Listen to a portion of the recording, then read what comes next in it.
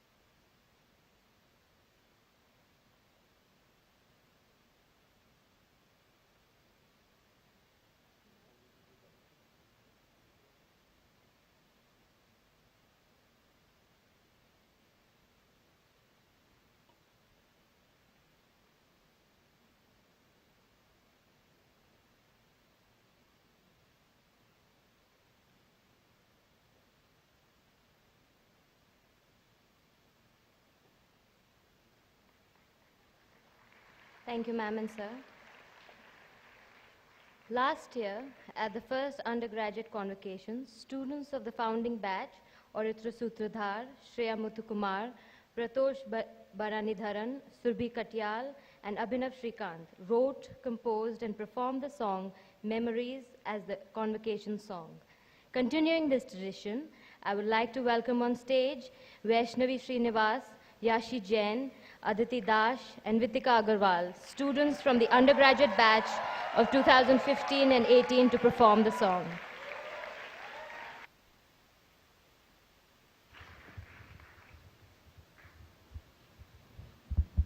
Check, check, check.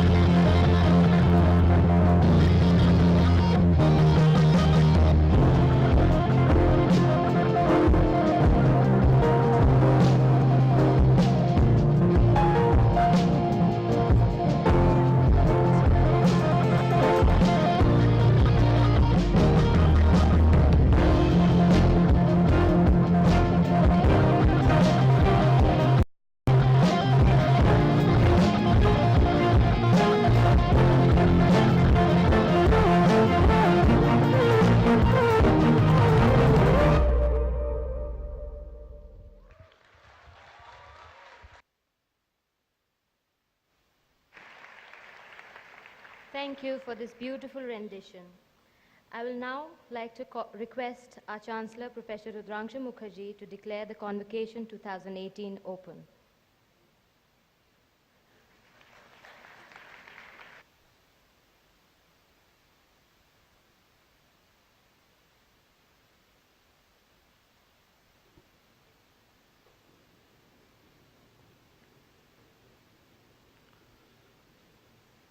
The Vice-Chancellor, Professor Sheldon Pollock, Mrs. Nirupama Rao, founders, colleagues, parents, and last but not the least, my students. A decade or so ago, a group of leaders in India decided to make a tryst with higher education. Ashoka University, as all of you know, is the fulfillment of that tryst.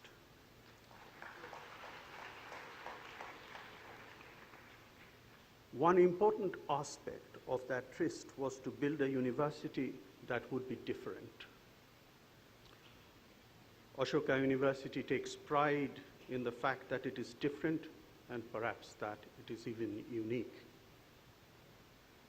At this moment, standing before you, I'm faced with one facet of its difference and uniqueness. In most, if not all, universities, a chancellor is a distant figure, an outsider who visits the university on special and ceremonial occasions. I cannot be such a distant figure. And the last thing I can be at Ashoka is an outsider. It was my privilege to be an integral part of the process of the establishment and the initial growth of this university. It is thus impossible for me to maintain any kind of detachment and distance from an institution that has become embedded in my existence and in my consciousness. So this is by no means going to be a typical chancellor address delivered from a lofty perch. In its short life, Ashoka has crossed many significant tests and hurdles. But I think today we are poised to face a very severe test. From tomorrow, a large group of students will be leaving Ashoka, some after 4 years and some after 3, to go out into the wider world, some to work, some to study, and some perhaps to take a deep breath before they decide on the next step. It is a huge leap from an oasis in Haryana to wherever you are going. We are certain that the intellectual training and the values that you have imbibed in Ashoka will stand you in good stead throughout your lives. You will be the best ambassadors Ashoka can ever hope to have. I have no manner in my doubt that all of you, individually and collectively, will not only make yourselves proud, your parents proud, but also Ashoka proud. As you leave Ashoka, remember, you cannot actually ever leave Ashoka, nor can Ashoka ever leave you. The gates of this university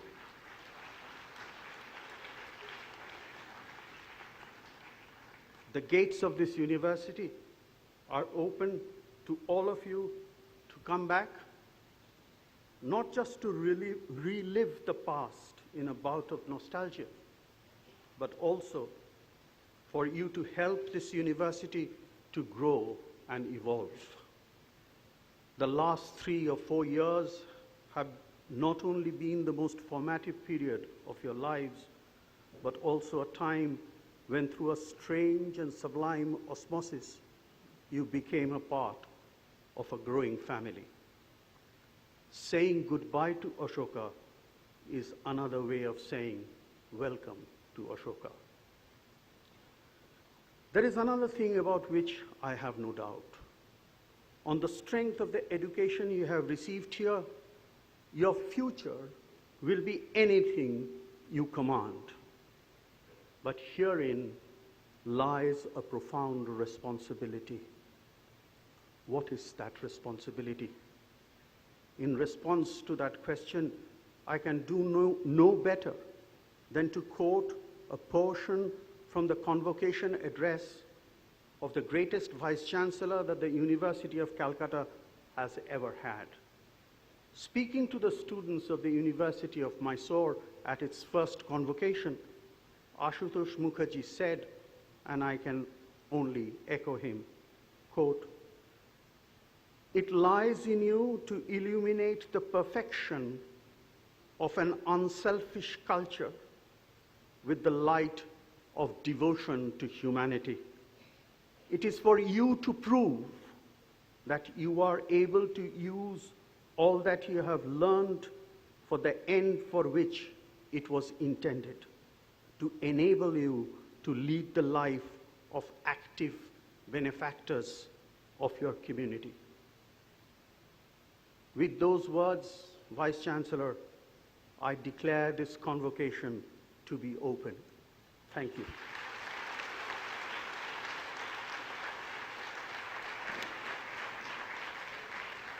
Thank you, Professor Mukherjee. It is my pleasure to invite our Vice-Chancellor, Professor Pratap Bhanu Mehta, to address the gathering.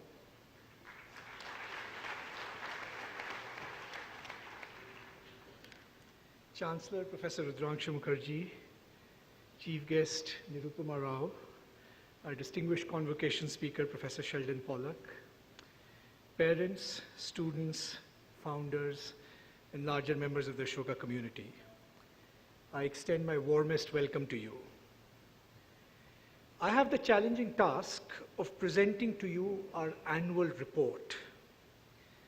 But this is a significant challenge for me, because I know our annual report is not just what I will say here, the facts about the university, the achievements we celebrate, the challenges we enumerate. Our annual report is embodied in the extraordinary students whom we graduate today, the undergraduate class and the ASPs. They are the best and the only annual report Ashoka can and needs to give.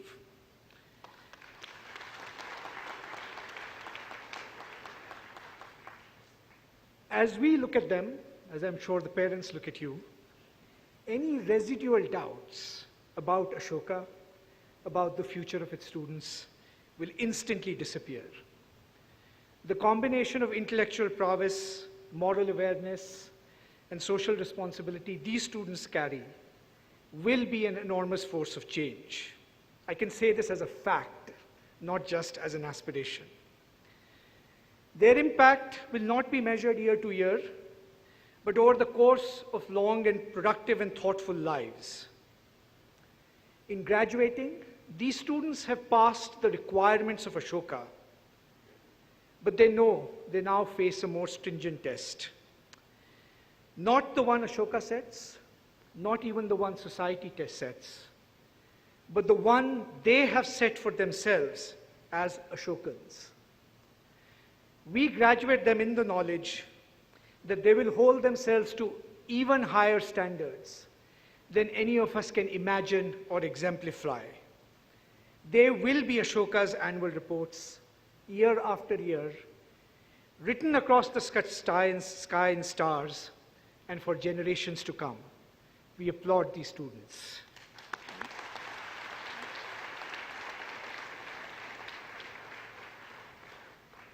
It is said that faith can move mountains, and Ashoka is sustained by two profound acts of faith. The first is the faith I've already spoken of, the faith of the students and their parents who have reposed their trust in us. As a young institution, we have much to learn, But we hope we have lived up to that faith.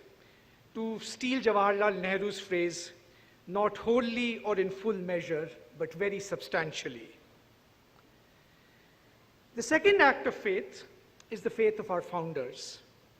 They had the faith that it was possible to build a different kind of institution in India.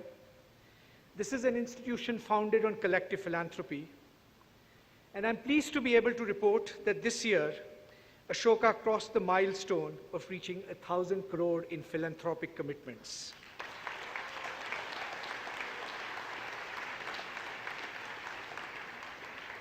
This is the largest exercise in collective philanthropy ever undertaken in India. Apart from the funding, this commitment represents a vote of trust in Ashoka and the extraordinary generosity and institutional imagination of the founders have helped create models that others are now seeking to emulate.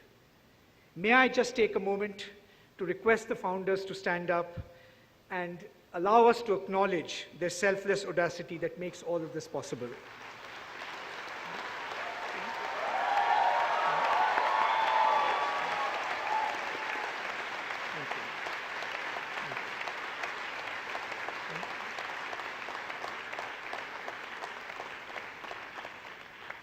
An annual report always compels us to perhaps unwittingly violate the first principle of being a good Ashokan, which is never be a judge in your own cause.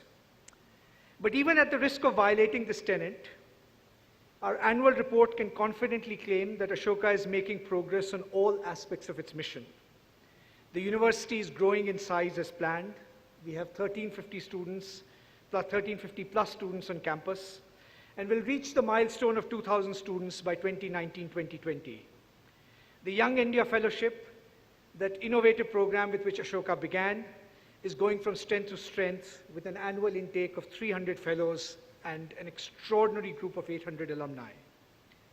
The number of applications across all our programs is increasing, and there is considerable evidence that Ashoka is becoming the institution of first choice for students wanting a serious undergraduate education. We have partnerships with 16 top universities in the world, from Stanford to Sciences Po, from Princeton to Penn. The current campus will be built out to its full capacity to house about 2,400 students by 2019. We are absolutely delighted to be able to report that Ashoka has acquired another 25 acres or so of land for the second phase of the campus. There are plans to acquire even more. There will therefore literally be more ground under our feet for our ambitions to soar. We promise you an unrivaled campus experience when you visit us in a few years. Ashoka's distinctiveness and the core of its mission lies in its pedagogy. We have 11 majors and several minors across the sciences, social sciences, and humanities. Thanks to an enormously dedicated and talented faculty, Ashoka has created an innovative curriculum that allows students to discover their intellectual identities and become thinkers in their own right. It combines breadth and depth, critical thinking, and disciplinary responsibility. Ashoka is constantly reviewing its curriculum. As we scale up, we have to be constantly mindful of the fact that we have to deliver in our pedagogical practice all the principles we promise our students, and we learn from each passing batch. To this end, this year, we initiated a series of university-wide conversation on all aspects of our curriculum, from foundation courses to capstone experiences. Even the Young India Fellowship was subject to a thorough review. These discussions have resulted in decisions we hope will improve already exciting programs, and more decisions will follow in the early year next year. Ashoka remains truly committed to being at the forefront of pedagogical excellence and innovation. We often get asked the question, whose university is Ashoka? Those who can pay the fees, a privileged few. We are pleased to be able to report that Ashoka has truly become the nation's university, where students from all regions and classes can be at home. We have students from 25 states, over 70 cities in India, so all across India. We have students from 17 countries. Ashoka remains committed to setting new benchmarks of inclusion. Over 50% of the students at Ashoka are on financial aid, and the Board of Trustees has given its commitment to making sure that our financial aid goals are even more ambitious. I want to reiterate that Ashoka is a private university, but it is a public trust in spirit and action. As we remain committed to undergraduate education, we now believe it is time to set Ashoka on the pathway of being a great research university. But one of the things students will have noticed, although parents may not recognize it that easily, Ashoka is already on that pathway. We have a range of faculty working on truly exciting array of ideas. It's only at Ashoka you can find scientists looking for how insects communicate social signals, literature professors exploring the mysteries of human desire and medieval mysticism, math professors exploring the frontier of matrix theory and geometry, life sciences professors looking at the connection between evolution and immunology, philosophy professors looking at ancient theories of consciousness to modern debates about the ethics of self-deception, computer scientists decoding cryptography, environmental scientists working out the future of India's forests, economists looking at the vagaries of human rationality, physicists unlocking the secrets of the cosmos. I can just go on and on and on. We have historians examining warfare in Mughal India and diagnosing the twilight of contemporary liberalism. I'm mentioning all of these randomly chosen faculty research topics to reiterate the point that Ashoka is already at the center of the production of knowledge. The range of publications of our faculty is too long to enumerate here, and the list of awards they are winning is growing.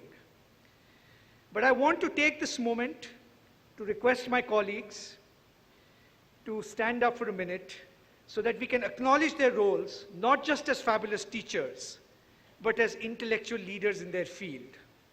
Ashoka now has 85 permanent faculty and is ramping up on an unprecedented scale.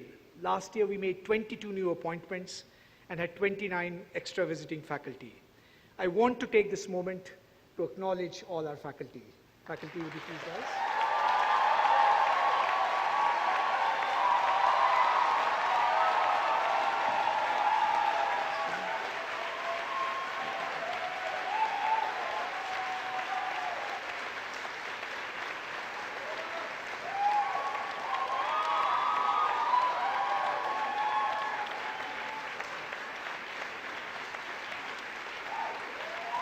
I think we can. But the cornerstone of a great research university is building the research leaders of tomorrow. I'm happy to announce that as many as 5 disciplines will have doctoral students on Ashoka campus by monsoon 2018. Computer science, economics, history, biology, and English. Thanks to the valiant efforts of our top scientists, our science block has been completed, and wonderful labs are going to transform teaching and research at Ashoka. Our commitment to research is exemplified by the fact that we have created the first archive of its kind of original papers and manuscript material at Ashoka. We have just acquired the papers, for example, of former President philosopher S. Radhakrishnan and the environmentalist Chandi Bhatt. Ashoka has ambitious plans for a great graduate school in phase 2. In order to attract the best graduate students, we will create a separate endowment that will fund and sustain those graduate students. Ashoka is also committed to building new and ambitious centers that exemplify the frontiers of knowledge and build new modalities of inquiry.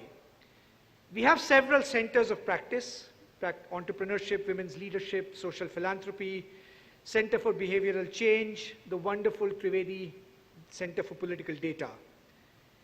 In addition to these and the existing departments, which will, we hope, grow from strength to strength, This year, we laid the intellectual groundwork for a set of new multidisciplinary centers in the data sciences, life sciences, environmental studies, international relations, and a center for Indic studies. The last one will promote serious intellectual work in classical and contemporary Indian languages.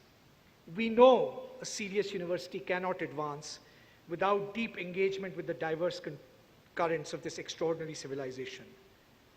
With all your help, we know we can be at the forefront of the production of knowledge, not just teaching. Ashoka is a global university, but one mindful of its location as well. And it has converted its location to incredible pedagogical advantage. Many of our colleagues are beginning to doing serious work on this laboratory of social change we call Haryana. We have a wonderful program engaging with communities all around us. And the CMGGA program, Chief Minister's Good Governance Program, is now one of the most sought after programs of its kind in India. This program places one fellow in every district in Haryana to work with the local administration for a year. It has been a transformative experience for both students and actually the government in many significant ways. This program is just one example of Ashoka's ability to align the goals of the university with responsible local citizenship, a virtue we hope all our students carry. It is difficult for me to capture the scale of activity at Ashoka in this brief report.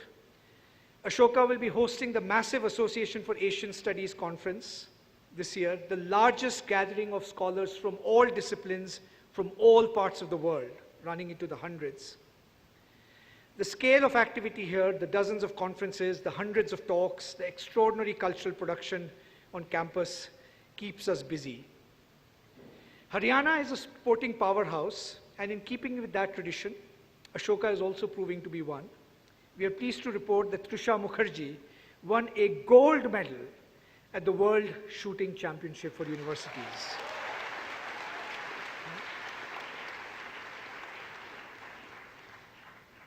It is a cliche to say that Ashoka is a collective effort.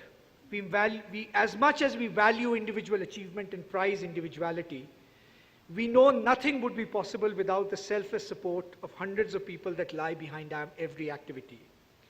Every act of ours, I don't mean just Ashoka, I think as individuals as well, every act of ours is not just ours alone. It condenses the effort of so many people. In that sense, and in keeping with, I think, the Ashokan tradition, an annual report has to be a record of our indebtedness more than it is a record of our achievement, which is, I think, quite palpable. Ashoka is unique in that every single individual is always going beyond the call of duty. This is not a place and an institution built on the arid calculation of reward and benefit, but a place built on deep commitment. I wish to thank every single person on campus, especially our staff, who have guided us through every storm with such calm assurance, and I wish we had time to name each one of them individually.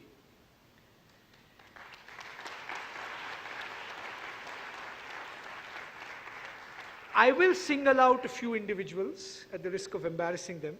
At this point, it might be redundant to thank Ashish Dhawan and Sanjeev Bikhchandani. But the example they set by combining their outsized achievement and generosity with total selflessness and lack of ego has set the tone for the entire institution. Pramath Raj Sinha, even as he moves to other ventures, is vital for keeping us honest.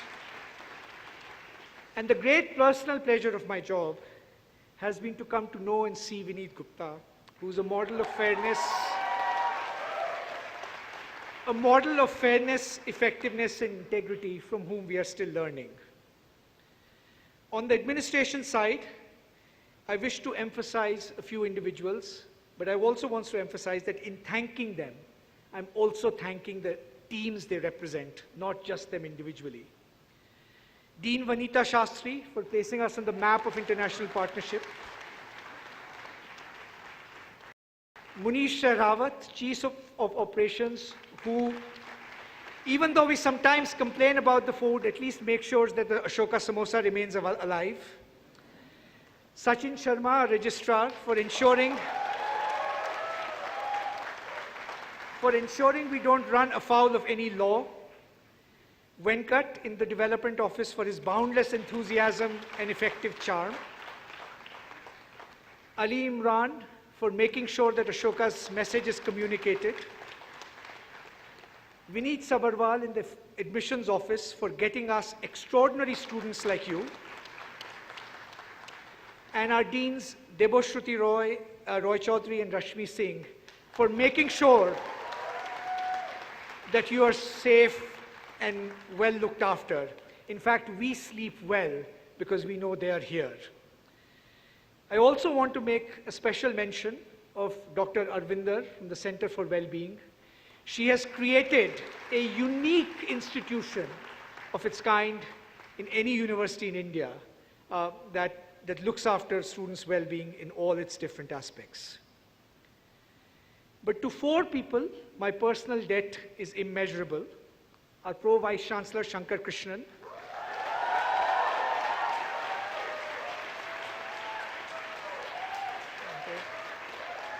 is one of a kind.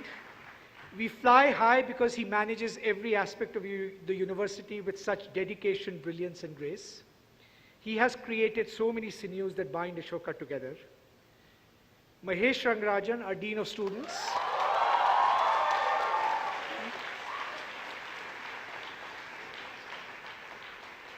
We went to college together and are now back in college together.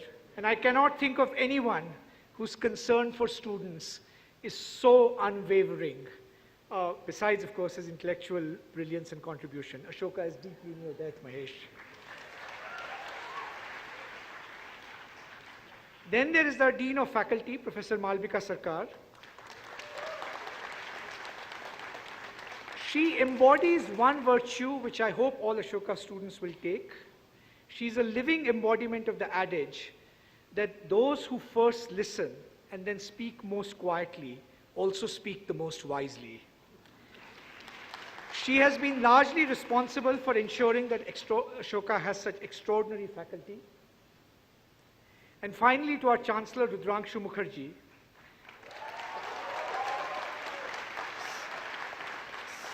someone to whom I owe a debt of a lifetime. Like a wise monarch, he never exercises power, but exercises quite mentorship. He leads by the example of his teaching, scholarship, and his profound sense of what universities are truly about. I'm deeply humbled by all the support of all of you. But there is one final set of acknowledgements that I think we have to give as a collective. I will request the students to rise for a second, if you can. I will request you to take one moment, perhaps even look at your parents, and quietly remember all those people who might have made this moment possible for you. Parents, siblings, friends, teachers, peers, counselors, support staff, anyone whatsoever. It is in a sense your acknowledgement to all that has enabled this moment that I think that commands the most significance. Thank you.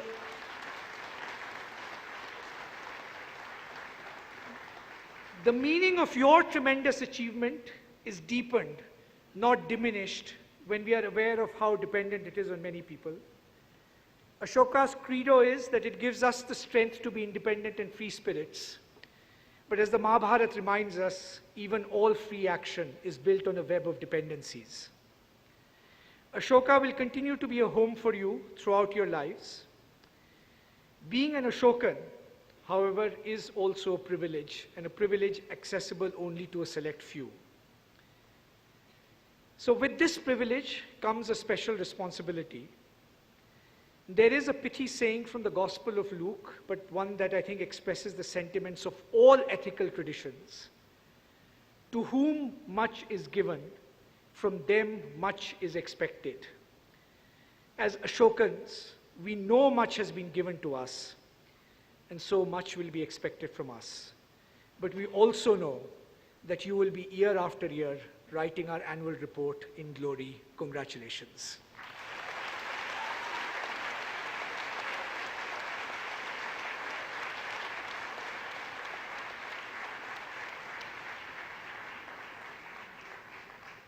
It is my privilege and honor to welcome our chief guest, Mrs. Nirupama Rao, who surely needs no introduction before this august gathering. She has been a distinguished member of the Indian Foreign Service, served as ambassador to China and the US, and has also served as secretary of the Ministry of External Affairs.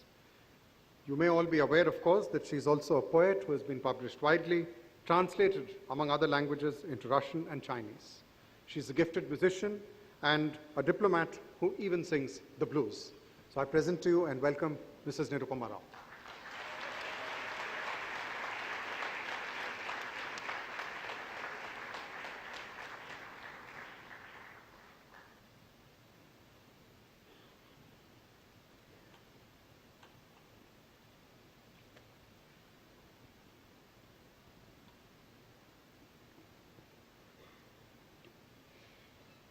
Thank you for your words of introduction, Professor Rangarajan.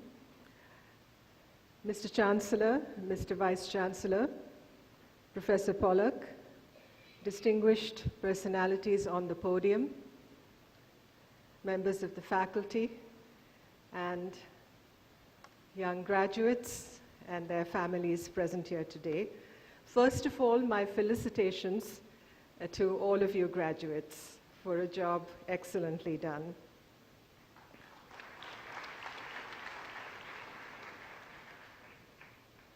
I'm extremely glad to be here today, happy in fact. I have admired Ashoka University from afar for many moons now. I have been a passionate advocate of our young people having opportunities for a world-class education in the liberal arts. I've always held that more than becoming a great power, which is a goal that our policymakers are deeply attached to, it is important that India be a great democracy. And by that, I mean that we aim at becoming the gold standard in open governance, enshrining respect for human rights, internalizing a respect for the history that makes us what we are, a diverse and plural society, and finally, a rejection of the closed mind. Why do I say this? It is because you and I, as Indians, populate a map of many migrations. India speaks to both East and West when she demonstrates the fact that labels like Hindu, Muslim, Christian are no more than starting points. We are a blended nation. Our long traditions, our languages, our home states, these cultural geographies that have blurred and indistinct boundaries, they have interrelated contexts of meaning. There are many echoes, spirits, and voices that inhabit our gardens. Separation and distinctiveness are not their defining features. Human life is not about separation, but about connection.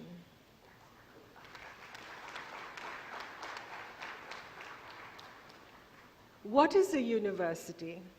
A university, as it has been said, does not just dole out qualifications. It has a greater role in shaping the whole individual. The first thought that comes to my mind of my ideal of a university is one that existed in ancient Bihar when it was a land of viharas and vigorous intellectual debate, the very heart of Bharatavarsha. That was the University of Nalanda, whose name literally signified the giver of education, the fountainhead of learning, the imparter of knowledge. Nalanda, to me, epitomized pilgrimage, which is what life essentially is about. It epitomizes exploration, which is also what the quest for knowledge signifies, an act of faith, a labor of love.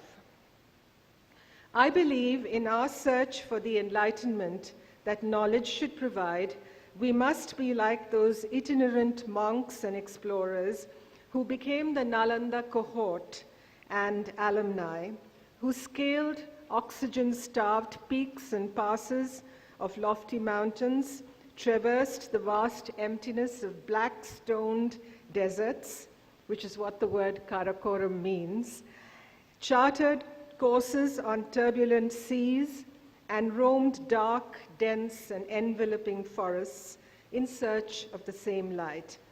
And this was not about spiritual exploration alone. For subjects taught at Nalanda, the original liberal arts curriculum spanned the study of science, astronomy, medicine, logic, metaphysics, and philosophy.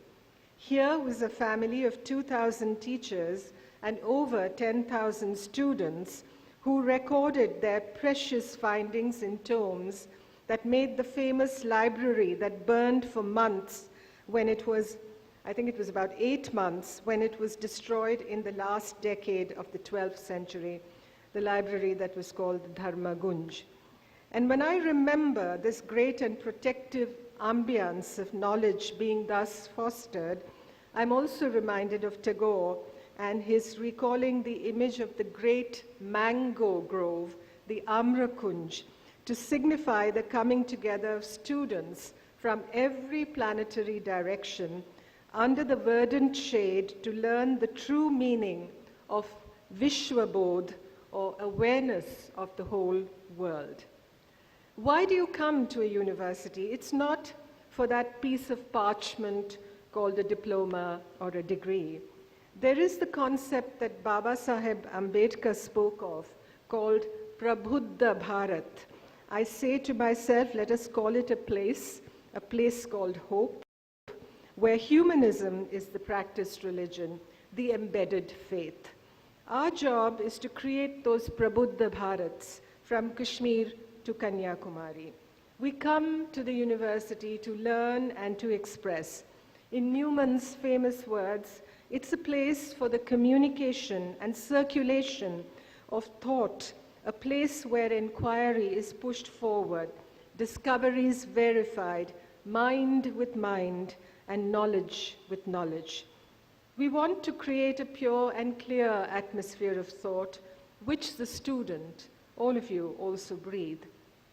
These words that Newman spoke more than 100 years ago should animate our thoughts constantly, causing us to ponder and reflect. There's much that goes on around us in the world today that is so angular.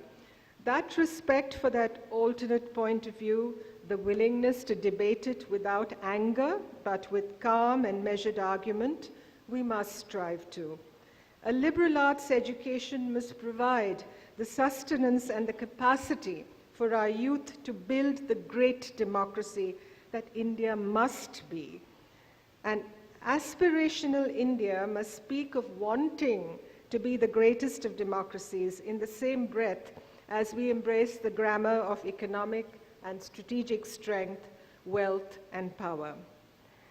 Having crossed your portals today, I cannot ignore Ashoka, the Chakravartin, the wheel turner of the world, Dhamma Ashoka, that prince of peace. In the India of today, there are those who see him as having weakened the Mauryas with his talk of ahimsa paramo dharma, and because his ways, after much meandering, became the ways of gentleness, and all his paths those of peace. The journey from Naipaul's wounded civilization to an aspirational, rejuvenated India seems to be predicated on the embrace of raw and muscular masculinity and bellicosity to anything and anyone who symbolizes the other, the foreign, the non-believer. We are partitioning our identities. To me, Ashoka's story shows that the values of freedom, tolerance, inclusion, region, and logic are not Western values alone. They are the Indian foundations of what a great democracy should be built on. We need the self-correcting mechanisms of the Indian way of life to weigh in at this time. We don't want narrow minds that are born of narrow specialization, and there's too much of that happening today. We need the thinking, reflective mind that reasons, compares, that analyzes. A university education should provide for that clear, calm, accurate vision and comprehension of all things that allows the individual to make good judgments and practice what Gandhiji called viveka, the effective Sanskrit word for that particular faculty, which enables a man or a woman always to distinguish between what is desirable and what is undesirable, what is right and what is wrong. Translated into English, the nearest meaning is discrimination, to separate the chaff from the grain, truth from falsehood, facts from fiction. And above all, students learn to swim in troubled waters, for life cannot be always smooth. Your education should obviously prepare you for the world. Live your lives in the open university of human experience. Education must initiate us into centuries to come, to our developing soul as a country. And the question we confront is between the present and the future, and not between the present and the past. As, in fact, Sri Aurobindo said of India, to her future need, to the greatness of her coming self-creation, to her eternal spirit. But remember also that despite our sense of uniqueness, we are not separate from the world. We are in it, India in the world. Our goal is really to see a world that is safe, settled, and happy. Prosperity and security reinforce each other. That safety and security comes from economic progress, from innovation, enterprise, and technological invention, and the openness of democratic governance. And before I conclude, let me speak briefly of the concept of public service. There is a sign displayed at the entrance of the Vidhana Saudha in Bangalore, my home city, that government's work is God's work. We are rather ungodly in our application of this principle today. Electing to pursue a career in public service is what our country needs you to do. You who have imbibed the values of a liberal arts education, you who are specially equipped to lead, to envision, to imbue the democratic ethos with real value and positive meaning. Be the steel frame of 21st century India.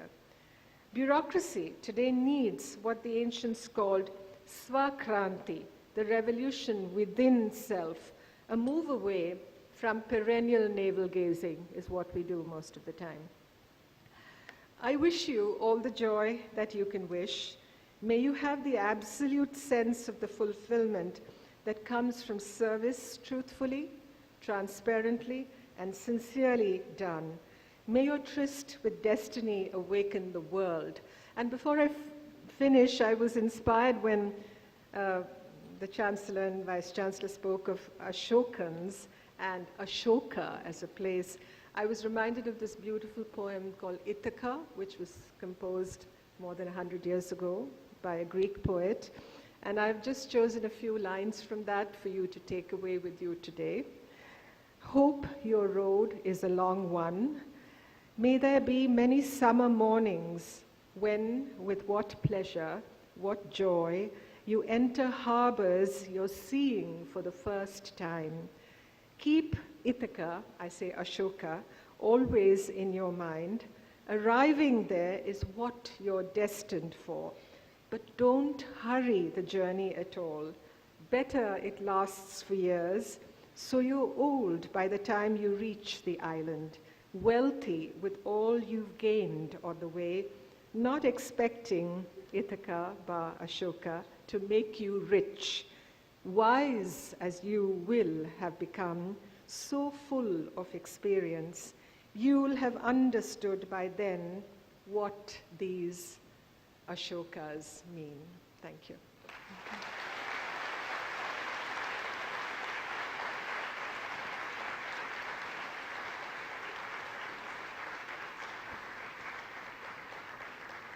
Thank you so much, ma'am, for your lovely words.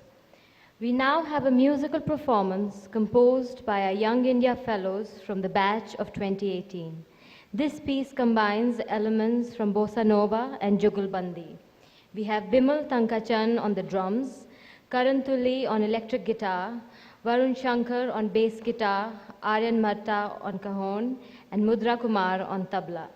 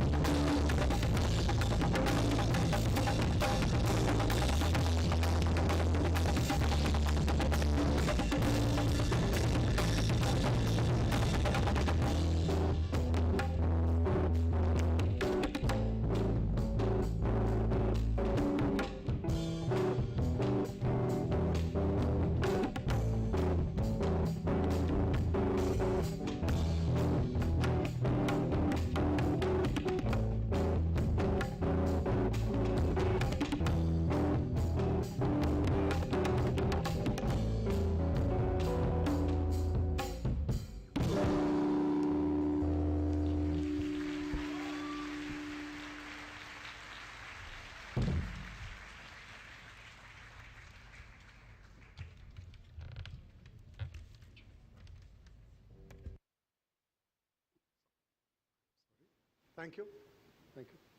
It's my privilege and honor to welcome before us today our Convocation speaker for 2018, Professor Sheldon Pollock, who is the Arvind Raghunathan Professor of South Asian Studies at Columbia University. Professor Pollock embodies the virtues of a true scholar. He's a preeminent scholar of Sanskrit. He has dedicated his life to the study of questions of civilization, culture, and history in a manner that makes him probably one of the most significant intellectuals of our time. It's a great privilege, sir, to have you here today, and an honor indeed for all of us that you are here to deliver the Convocation Address of 2018. Ladies and gentlemen, Professor Pollock.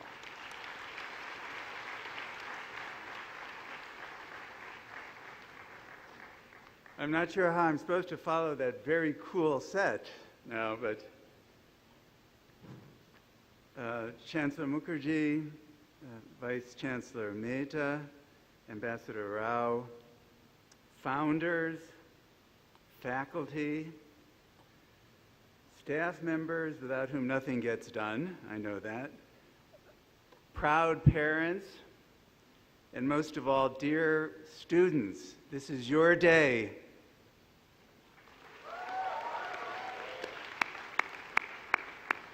I have to say I'm truly honored to have been invited to deliver the Convocation address to the 2018 graduating class of Ashoka. I guess you're the first class that spent the 4 years here on the new campus. It's absolutely astonishing. Just astonishing. I truly thank all of you who were responsible for bestowing this singular distinction on me. I count myself very fortunate indeed to have been associated with Ashoka for a number of years, though usually and unfortunately from a distance in New York. It was in the spring of 2013 that I was invited to meet in New York with Pramat Raj Sinha when Ashoka was being created as India's first fully fledged liberal arts college with the global range and conceptual inventiveness and flexible syllabi that characterized the best such colleges in the world. The general framework was still under construction then, but I could see how special Ashoka was to become. And in fact, it's now truly the model for India, and I have to say, as someone who's traveled from China to Paris, from London to New York to Berkeley, Ashoka is the most exciting college in the world at the moment.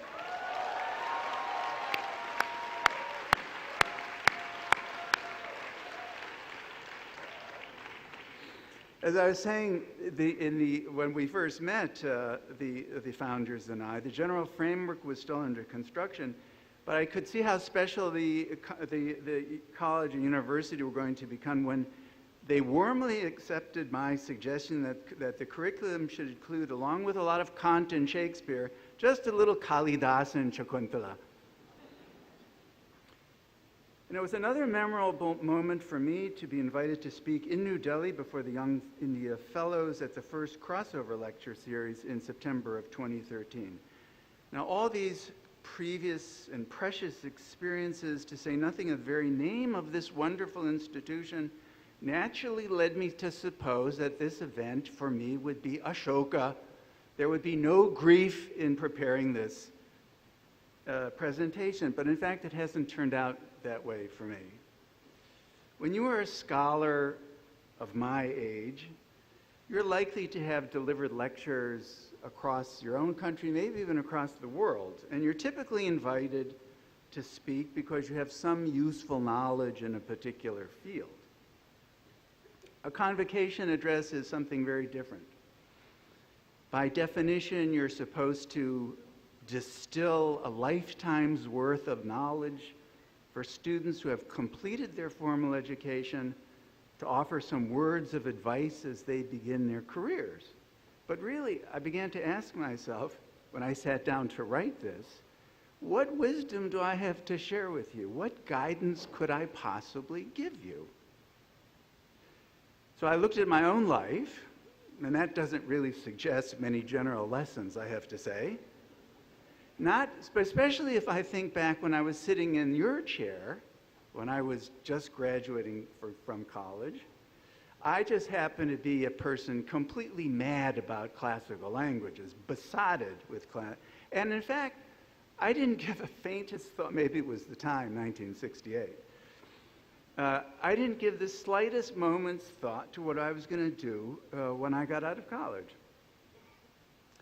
It was only when one day, just a few months before graduation, that a professor approached me and he asked if I'd ever considered graduate school.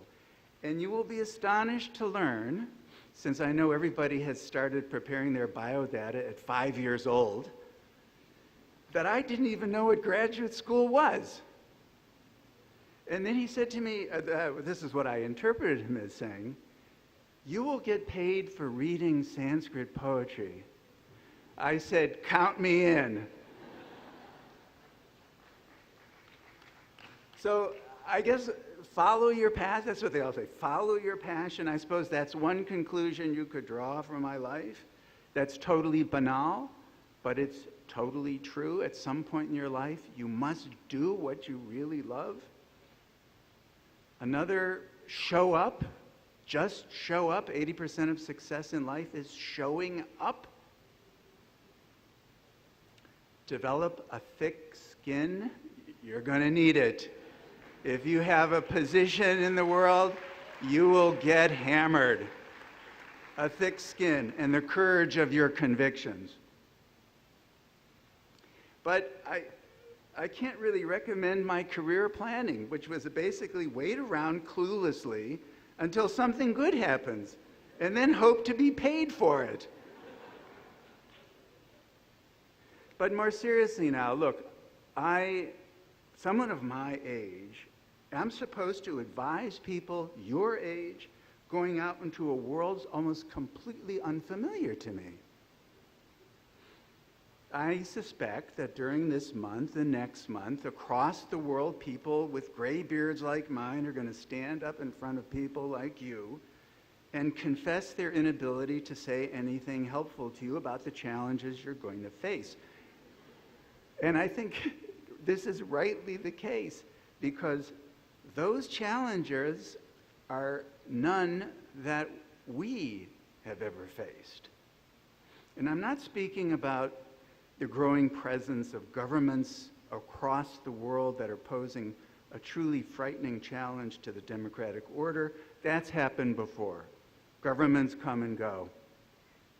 Or the vast technological changes that make even the cognitive capacities of young people, in a sense, born digital as you are, so different from my own. But the world has experienced even greater technological changes, like writing, a huge cognitive transformation, far greater than what we're experiencing today. Or the scourge of gender discrimination and more broadly, social inequality across the world. You know, the first of the challenges you're going to face is the mother of all challenges, climate change. Now, this is not the most uplifting thing to talk about on an occasion like this.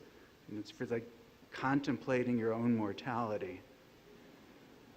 But you know, the Buddhists, they had this maranasmati, this meditation on your own mortality as part of the way to live a full life. Anyway, this is something you've not, of course, never heard before, again and again, that perhaps the most vulnerable area of the world to come is South Asia, with new records of extreme heat, monsoons ever more unpredictable than in the past, water scarcity beyond what's ever been experienced, pollution worse than anything known to date, sea level rises that, when you're my age, 50 years from now, will make Calcutta and Mumbai and New York uninhabitable.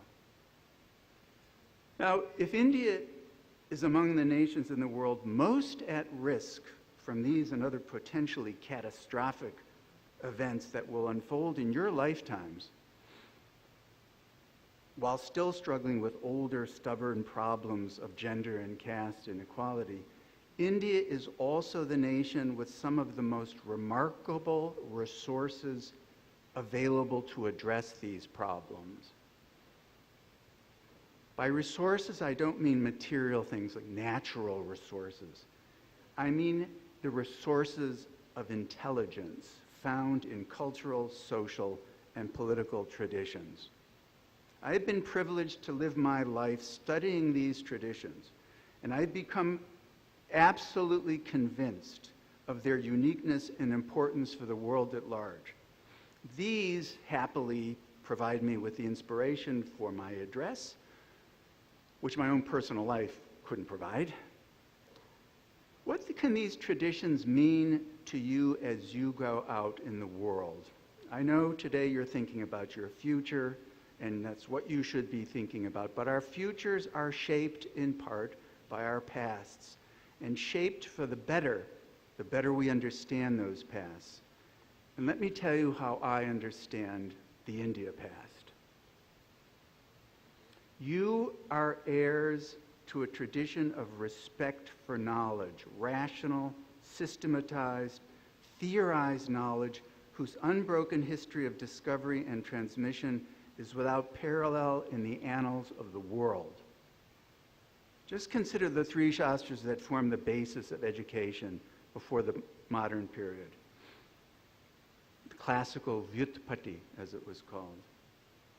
The sciences of words, sentences, and reasons, grammar, hermeneutics, and logic. These sciences, one of the glories of India, penetrate into some of the most fundamental aspects of human being. The use of language, the making texts out of language, and systematic reasoning. No one in human history has penetrated more deeply, seen more clearly into the heart of these sciences than Indians. The inheritors of these insights will solve problems that no one else can solve. You are the heirs of a tradition of literature that has no parallel in its combination of longevity, continuity, and linguistic variety. Just consider for a moment the loving care with which your forebears preserved, under conditions of the most hostile environmental hazard, 3,000 years of literary creativity in 24 languages. Just as Indians were once the cloth makers to the world, so they were the storytellers to the world. Indian tales traveled everywhere. And the wisdom of these storytellers and poets is unlike any other wisdom. It offers the capacity to envision possibilities that may not actually exist in the world we inhabit today, but which we may well need for the world we're going to inhabit. They give us access to radically different forms of human consciousness. They extend the range of possibility of what it has meant and what it could mean to be a human being. The inheritors of this intelligence will be able to imagine solutions no one else can imagine. You are the heirs of a political intelligence that has produced the world's largest democracy, as Ambassador Rao just discussed. It is ridiculous to assert, as some have asserted, and here's a quotation which you can forget as soon as I tell you, few scholars dare to acknowledge that for all the problems, British rule did in fact make India's modern democracy, blah, blah, blah. Such an assertion could only be made because of our inability to get clear on the pre-colonial roots of the political ideas that eventually took shape in today's Indian parliamentary democracy. Think of the basic modesty of the old India political order and the constraints on its impact on the social order. Think of the practice of nested or layered local sovereignties, and contrast that for a moment with the centralization of rule you see from Rome to China. Contrast, too, their expansionism with the limited, bounded vision of the Indian polity. And think, lastly, of that extraordinary document of the namesake of this institution, since you have one of the great world authorities in Professor Lahiri. I'm sure you've heard this before. A document where the first time in human history a ruling king apologized for the death of innocents. Where has this ever happened before? So astyanu shochanam devanam priyasya vijiniti kalingani. now beloved of the gods, feels deep remorse for having conquered the Kalinga people. You are heirs of a tradition of toleration, and I would say unequivocally freedom, which for centuries enabled India to successfully avoid many of the forms of oppression encountered across the world. Of course there was ideological contestation, of course there was violence. But think comparatively just for a minute. It's hard to perceive any restrictions on Indian thought or speech. Censorship was never an Indian value. It's hard to perceive any kind of religious discrimination, certainly not the kind that punished heresy through excommunication. On the contrary, think of the unparalleled ease with which oppressed voices could produce their own new scriptures. Cultural discrimination was largely unknown. Linguistic diversity, for example, was never considered a sin to be expiated, as in the founding Western myth of Babel.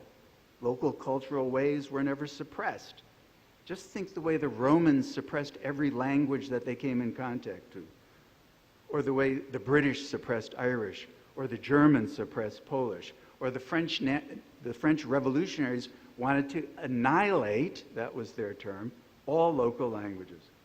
Cultural expansion in India, whether empowered by Sanskrit or Persian models of culture, never sought to supplant regional ways. On the contrary, it ennobled those regional ways and enabled them to achieve literary and other kinds of expression for the first time. Perhaps most important, you are heirs of a tradition of constant, relentless, unrestricted, boundless, and brilliant questioning. Nothing in the world of culture, society, politics, or religion, no cultural or social or political assumption, no religious text, however cherished, no belief, however devoutly held, ever escaped questioning in the Indian past. This is true even with respect to the one single most serious blot on Indian life, what a brilliant social theorist called the egregiously obscene forms of inequality. While slow to give way, this shadow of inequality is lifting, thanks precisely to generations of critical insiders, from the early Buddhists to B.R. Ambedkar, who understood that you had to go through the ideology of inequality by study, by critical engagement, by analysis, and not try to go around it through mere legislation, let alone violence, if you hope to overcome it. Your inheritance of these traditions of critical inquiry, of toleration, of political autonomy, of literary wisdom, of analytical knowledge, they may not have been transmitted to you in any direct, unmediated fashion. You may have not had much opportunity or even desire to actively study the traditions in classical Tamil, Persian, Sanskrit, Hindi, whatever.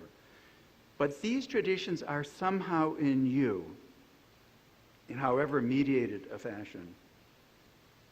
I can't do better here than quote the great African-American novelist James Baldwin when he said, "We carry history within us.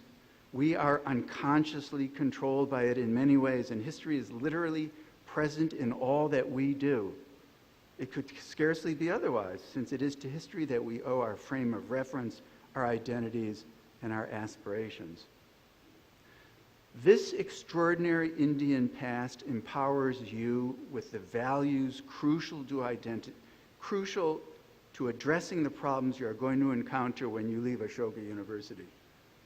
And these values, to reduce them to their simplest terms, are diversity, diversity, diversity, and openness, openness, openness.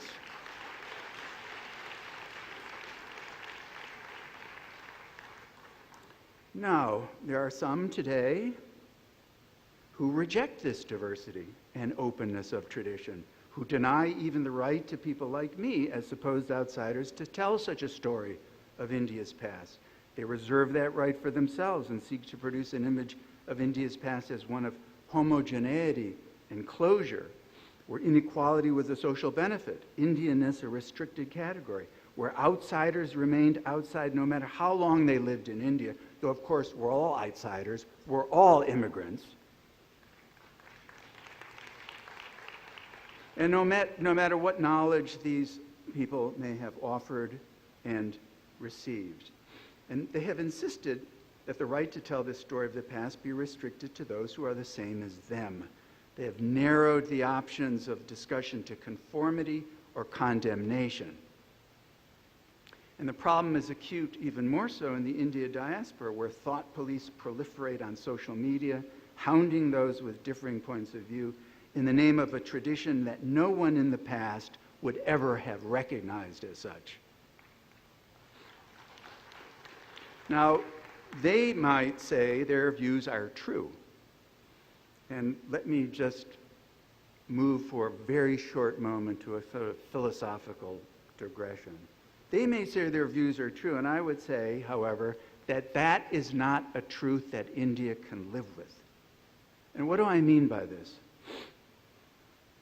What I mean is that we need to consider complementing our historical truths, which is what I've tried to offer in my brief remarks, by the social hope that makes life possible. An American philosopher has explained better than I could the idea of a truth that gives social hope. He once said he didn't believe that there is a way things really are. You can't really get to the past. And instead he wanted to replace that reality-appearance distinction by one between its descriptions of the world and of ourselves, which are less useful and more useful.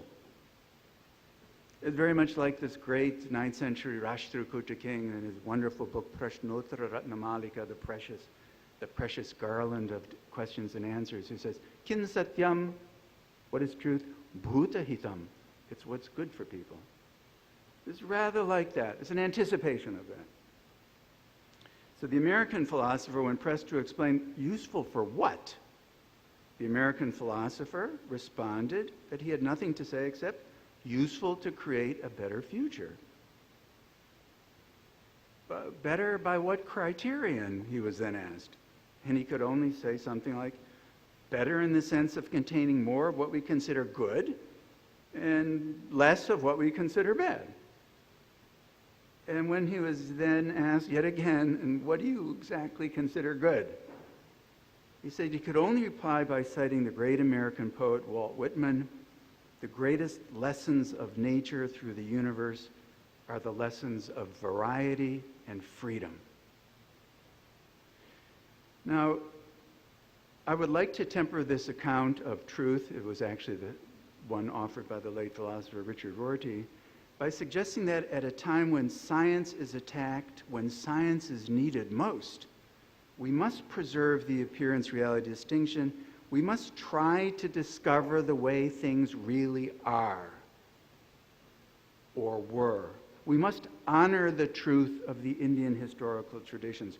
But even as we do so, we have to ask what parts of this truth will ensure ever greater variety to our fellow human beings and their freedom, permitting them as much space to pursue their concerns as is compatible with granting an equal amount to everyone. There is no contradiction between these two aspirations. You, the new graduates of Ashoka University, represent the best of the variety and freedom that India has always celebrated in the past, and the best of what it can be in the future.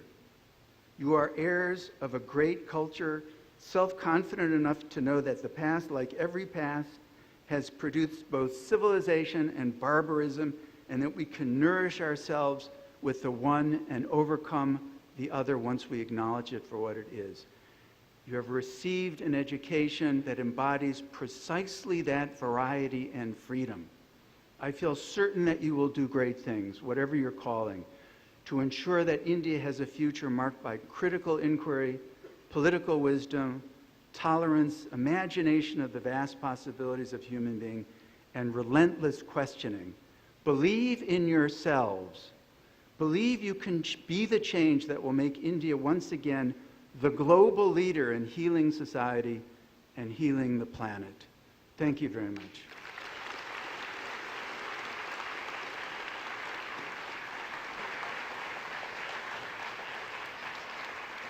Thank you so much, Professor Pollock, for such an insightful speech. We now come to the awarding of the degree and diploma certificates, for which I request the Dean of Academic Affairs, Professor Mahesh Rangarajan, to take the dais.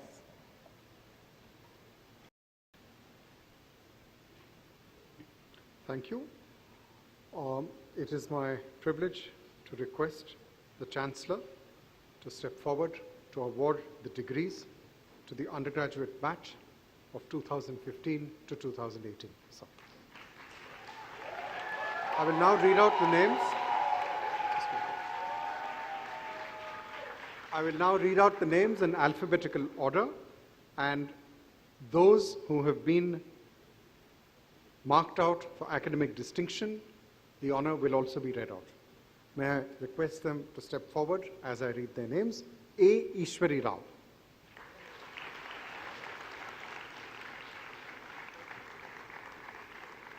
Adarsh Gangwar, magna cum laude. Aina Singh, magna cum laude.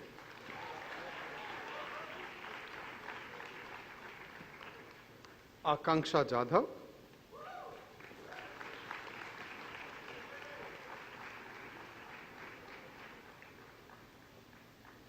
Arushi Agarwal.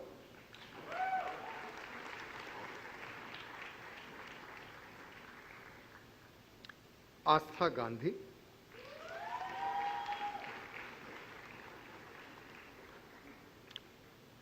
Astha Girotra, cum laude.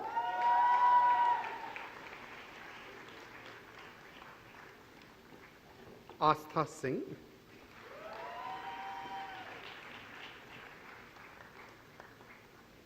Ayushi Deshpande.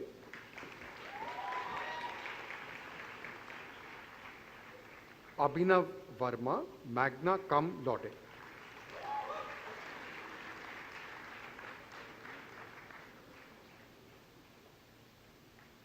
Abhipri Gupta.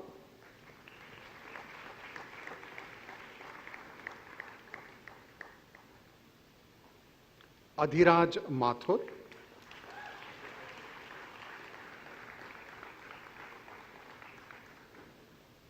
Adit Vora, cum laude.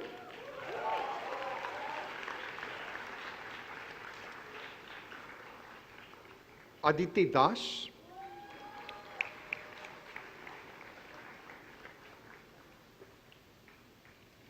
Aditi Khare.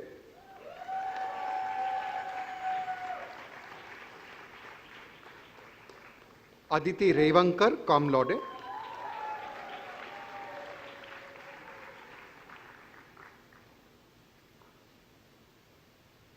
Aditya Chauhan.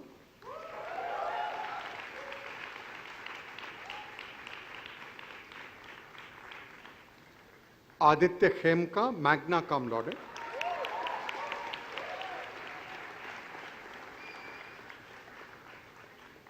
Aditya P.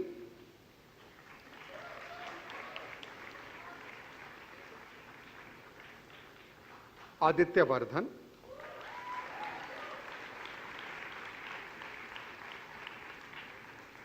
Akhil Vora.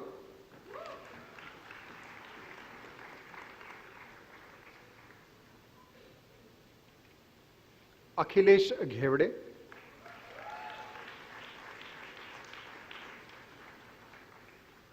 Akshat Vacher.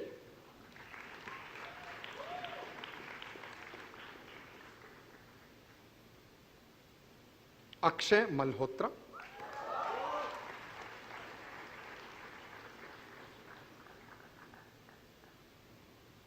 Amalta Gupta.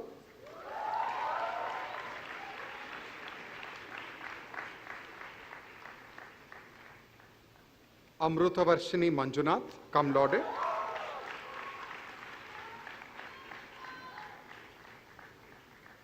Anand Menon.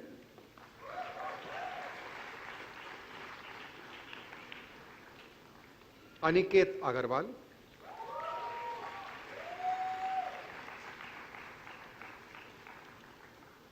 Anirudh Rao,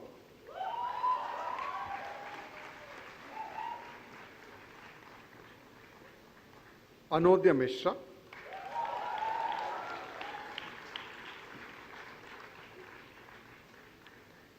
Anuka Bachawat,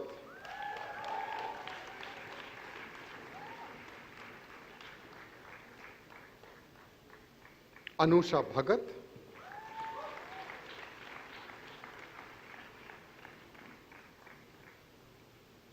Anushka Kapoor, magna cum laude,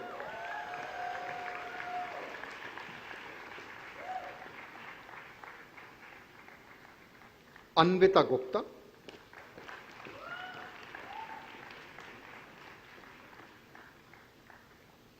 Aksa Parvez, cum laude,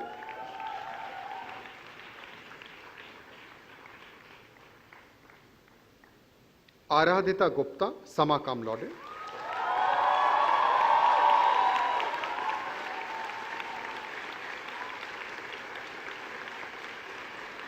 Arjun Khanna,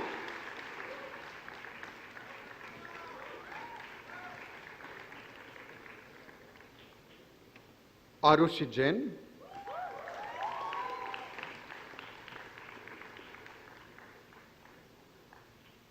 Ashish Sharma,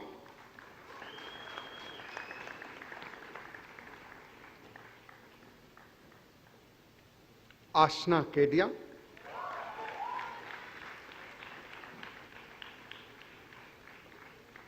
Atreya Ramakrishna,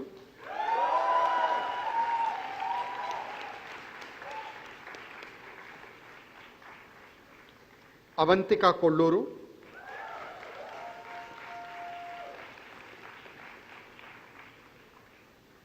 Ayesha Patnaik, summa cum laude,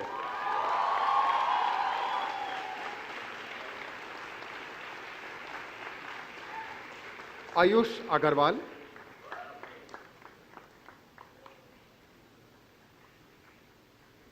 Ayush Kathuria,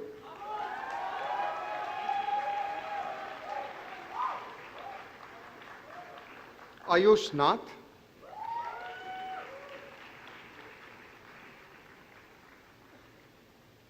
Ayush Papreja,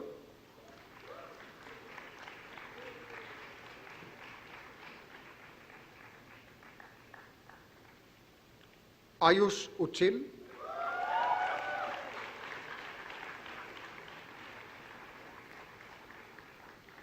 Brinda Bhargava,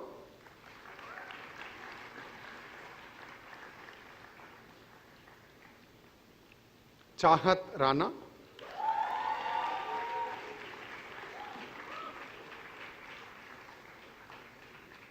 Chetna Pai,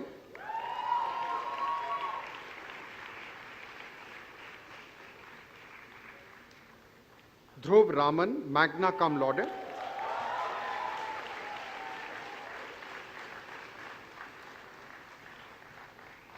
Dhruvatara Sharma,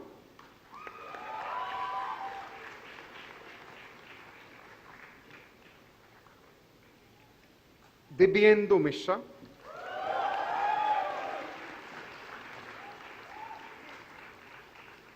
Elisha Chaudhary,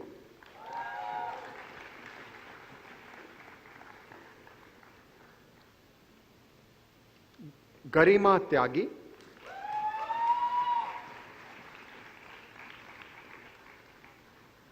Gauri Bansal, cum laude,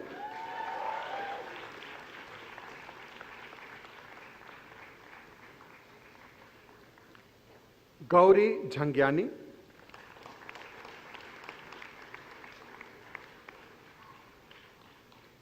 Gautam Kathuria,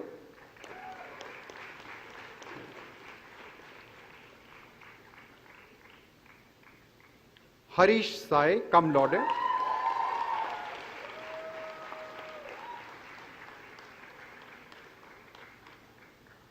Harshavardhan Upadhyay,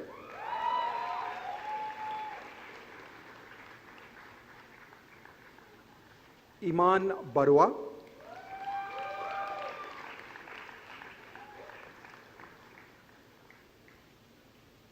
Ira Sen, magna cum laude,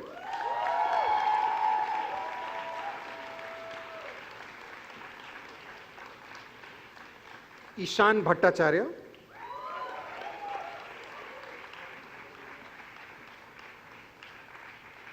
Ishita Gupta,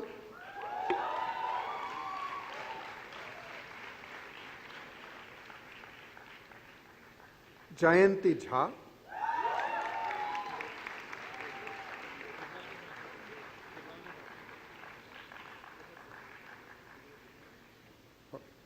Johan Fernandez,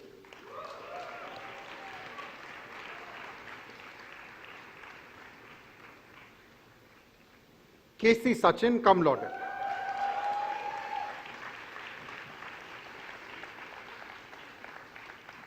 Kagni Harekal, magna cum laude.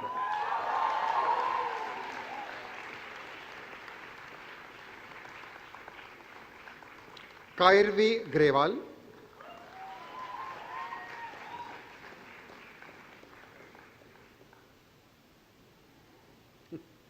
Karuna Banerjee,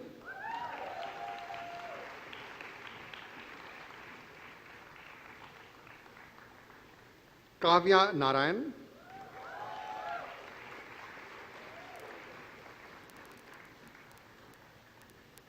Kavya Singhal,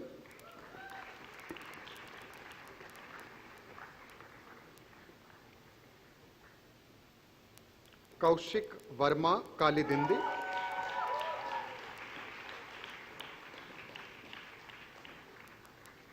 Kriti Jain, cum laude.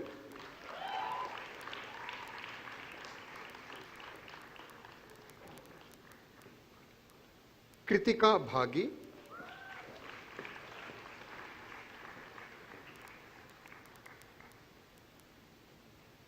Mahima Sabarwal,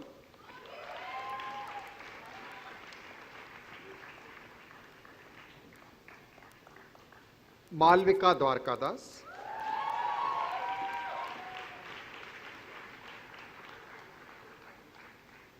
Manasi Rao,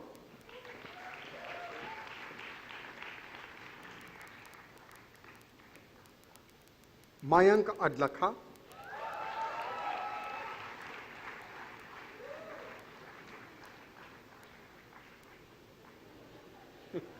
Mayuk Nair,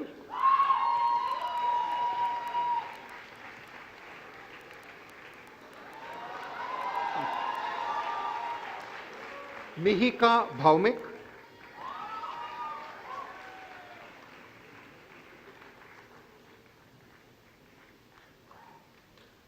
Millie Anand,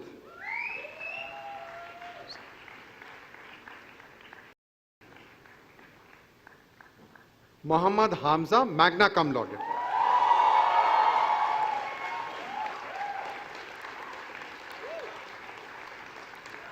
Monica Bhalwani,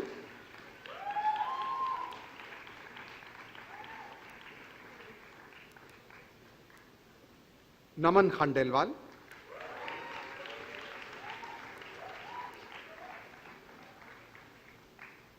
Nara Shivani, cum laude.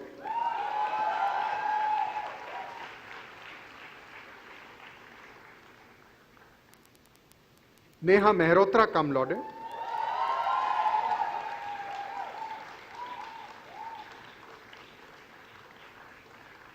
Nikita Kohli,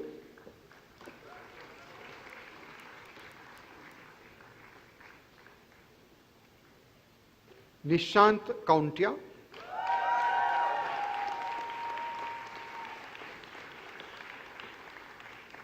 Nishka Dasgupta, magna cum laude.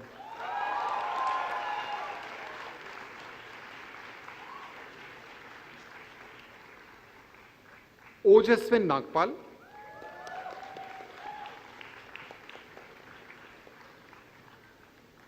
Palomi Vatsyayan,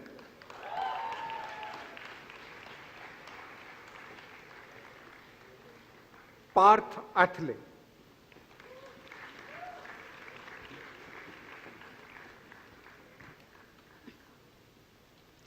Pavni Kausal, cum laude.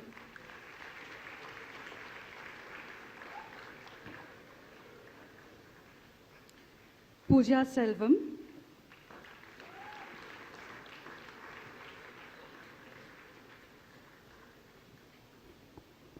Pranav D. Kuryakos,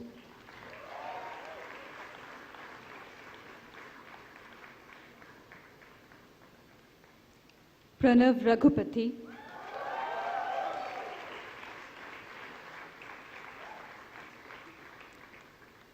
Pratik Pillai, cum laude.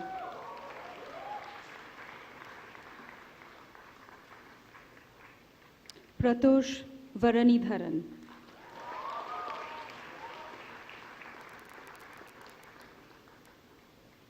Prithvi Iyer, cum laude.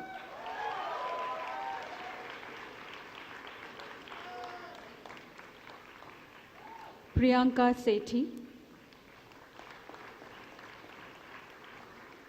Priyansha Bajoria,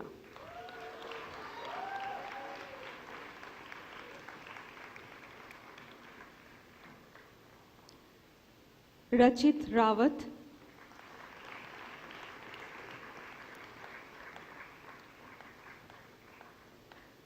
Raghav Mittal,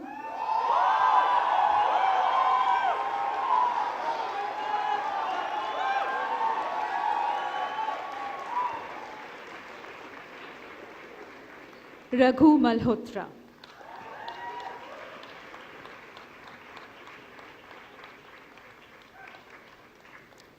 Raka De,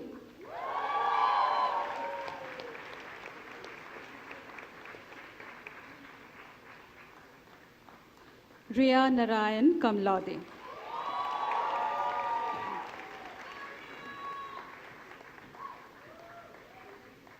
Rhythm Banerjee,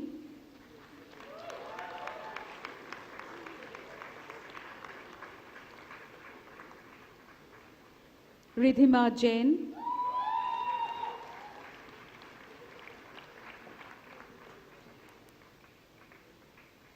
Rishika Basu,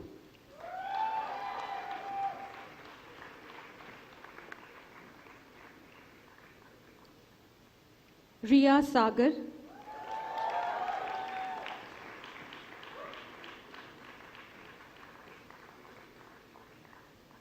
Rudradip Guha,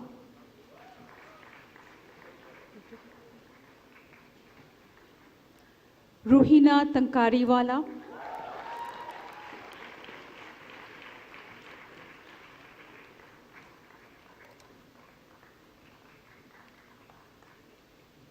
Sabha Marchant,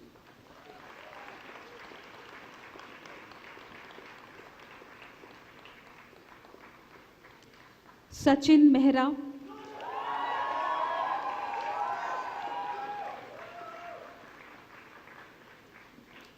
Sadaf Bandeli, cum laude.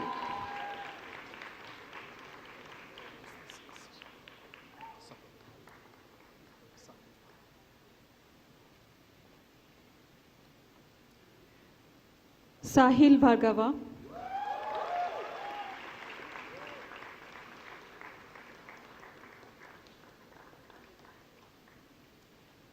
Saloni Agarwal, cum laude.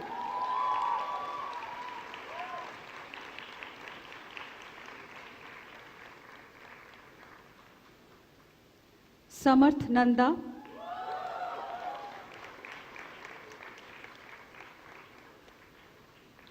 Sanchit Bansal,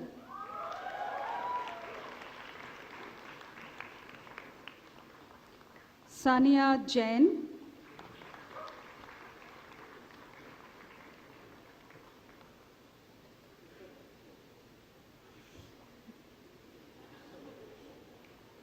Sanjana Badrinath,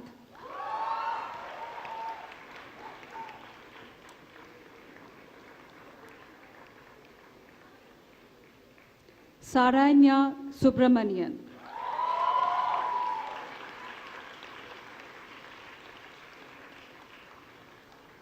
Sejal Gangwal,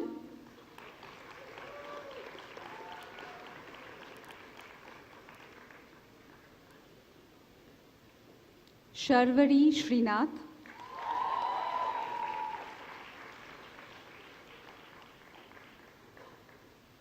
Shaista Malik,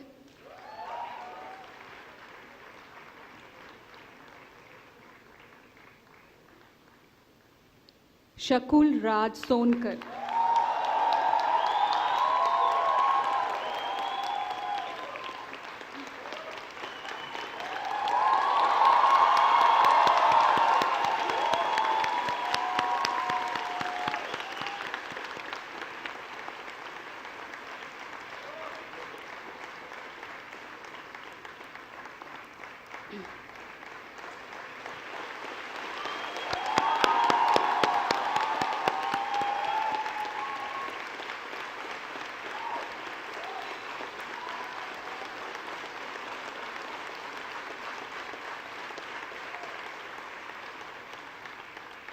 Shashwat Ghatiwala.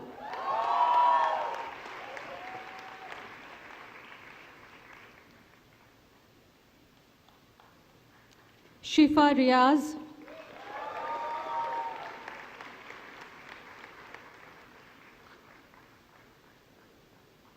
Shireen Bhariok.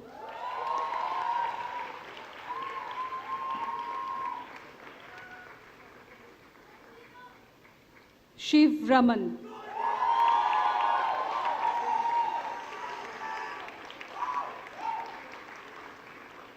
Shivam Sai.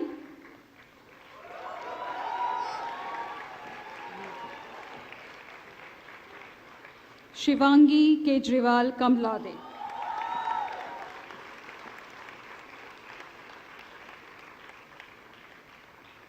Shivani Mangal.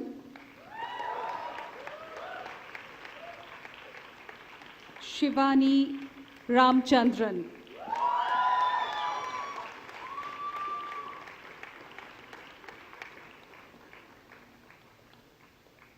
Shaurya Shukla.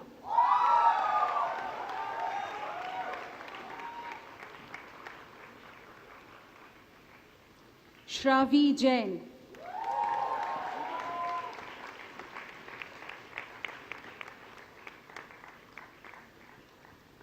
Shreya Gautam.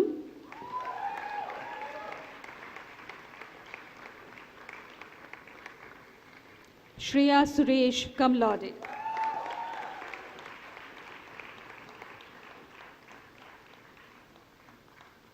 Srishti Kajaria Kamlade.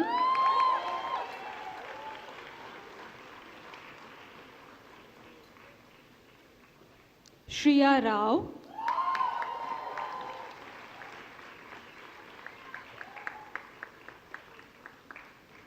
Shubhangi Karya.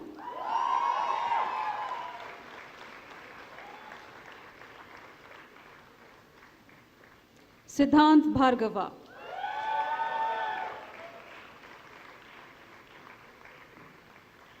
Siddharth Ratra.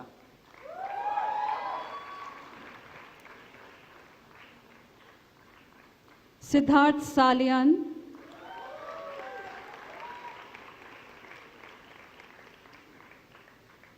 Simran Bhuria magna cum laude.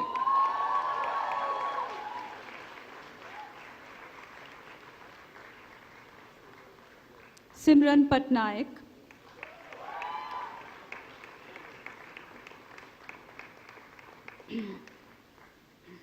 Simran Rathi cum laude.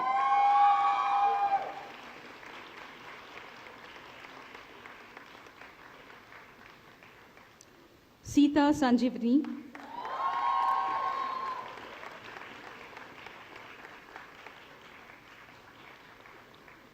Sriranga Samanvit.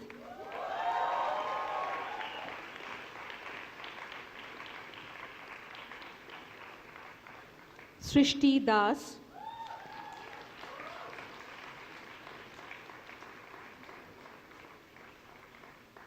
Srishti Gupta.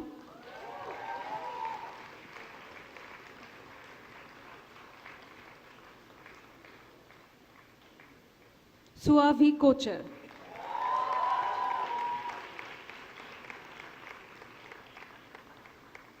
Suhasini Patni.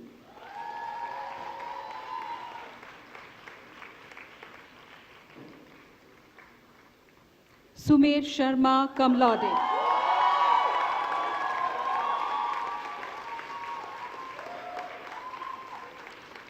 Sunny Singhal.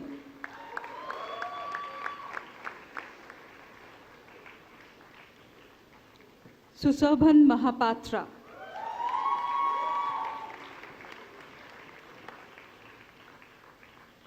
Swagam Dasgupta.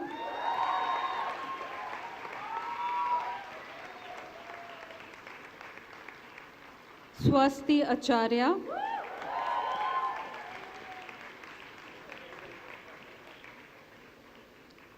Sweta Krishnan.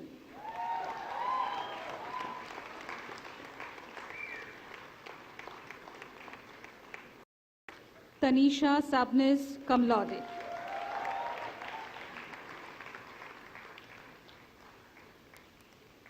Tanvi Mehta.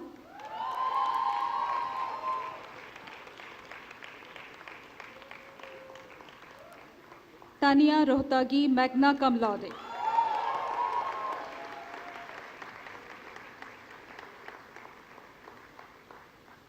Tarini Khurana.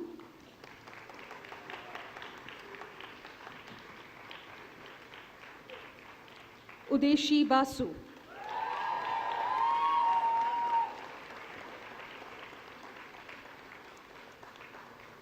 Varuni Mahajan.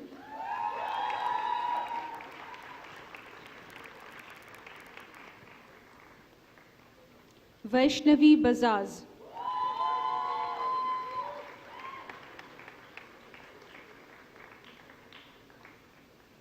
Vaishnavi Srinivas.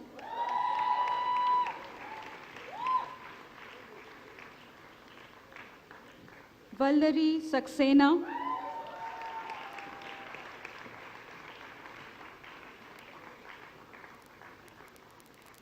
Vansh Chaudhary.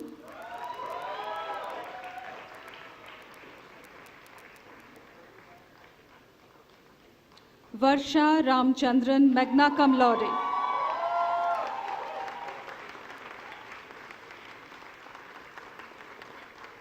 Vatsala Peshavaria.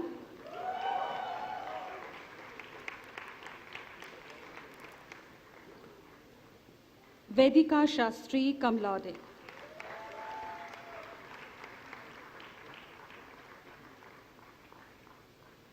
Vivav Gupta.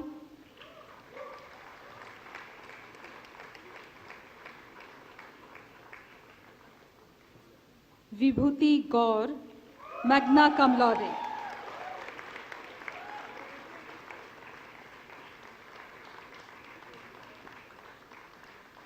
Vidushri Singhal.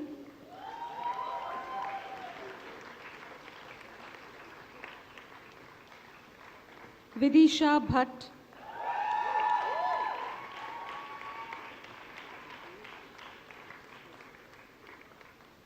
Vidur Suri.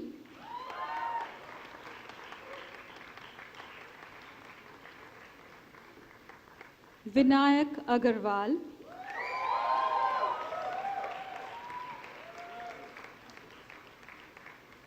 Vinayak Diwan, cum laude.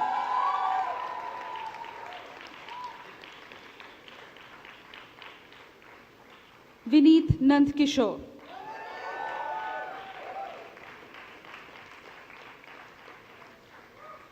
Vitika Agarwal.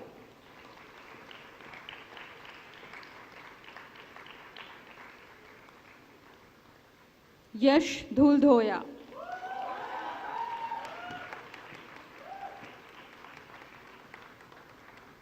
Yash Gadhyan.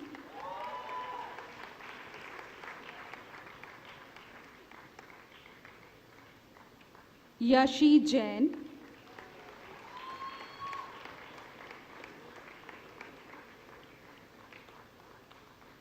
Yashna Nijavan.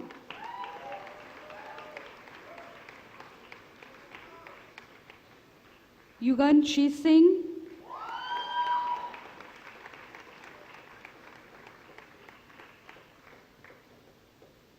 Zahida War.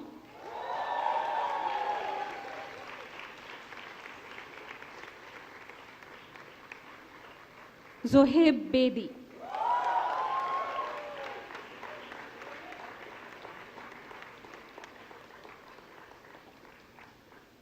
Students from the batch of 2014-17 who are graduating are Akbar Surani,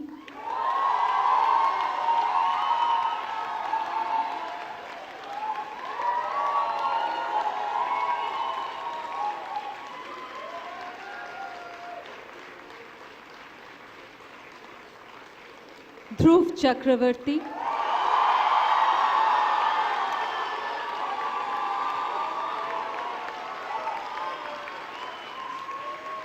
Jia Diwan,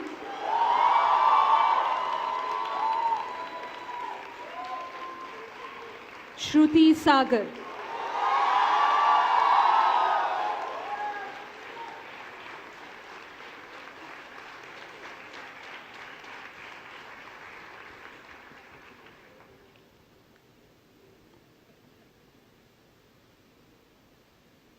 May I now request all undergraduate students who've been awarded the degree to please rise. And may I now request the Chancellor. Sir, I now present the students of the bachelor's degree of Ashoka University whose names are set out in the list and who are qualified to receive the bachelor's degree. I request, sir, that they may please be awarded the degree.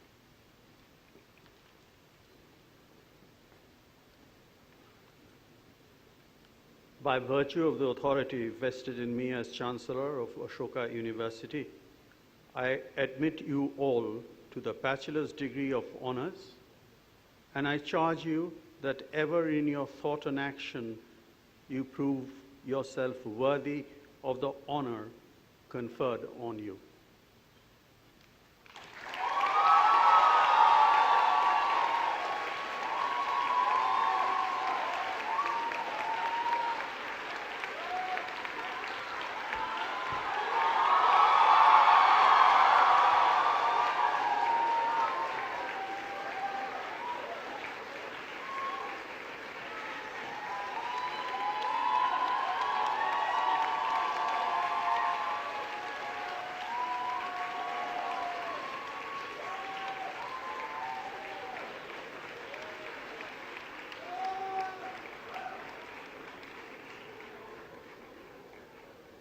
It's my privilege to request our chief guest, Professor Pollock, It is my honor to request our chief guest, my apologies, it was overwhelmed. It's my request, it is my honor to request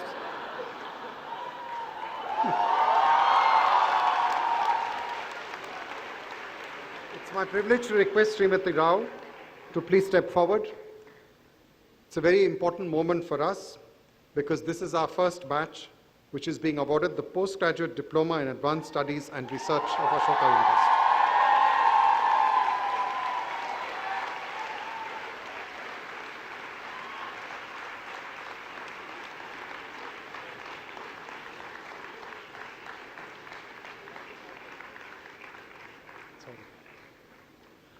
I will now read out the names in order, and those who have been awarded an academic distinction, the distinction will be read out. In alphabetical order, the students are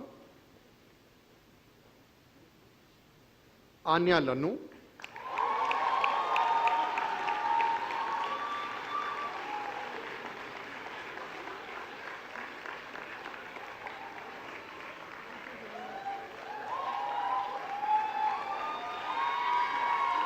Ashna Lal, cum laude.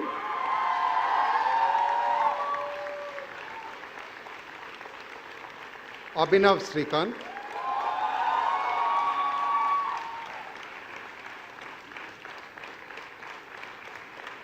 Aditya Prakash, cum laude.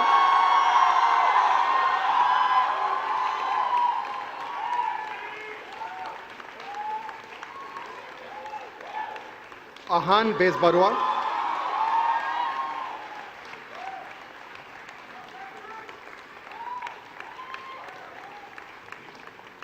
Akashmekh Sharma.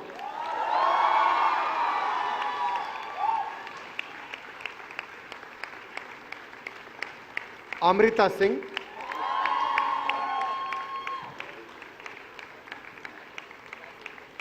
Annavi Kajla.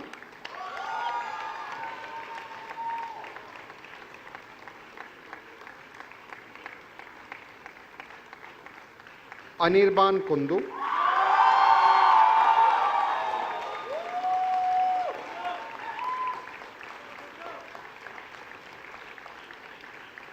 Anirudh Sehgal, magna cum laude.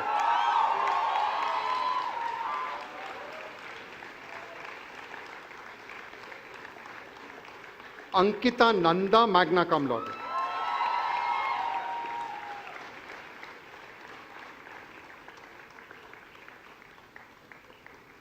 Ansh Baid.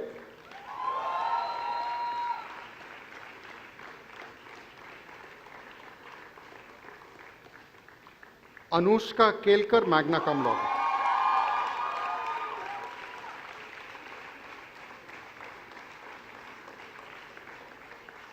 Apurup Setupati.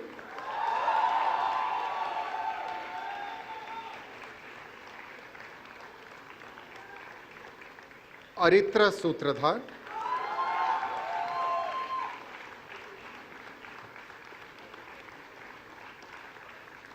Arpit Kumbhat.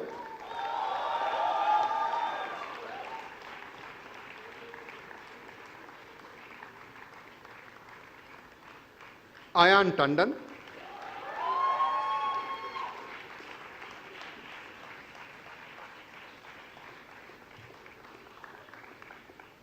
Ayushi Jain, cum laude.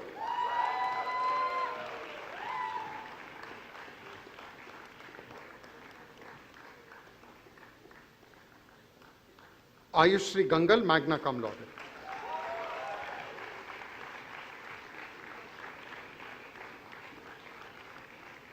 Baba Prasad Nath.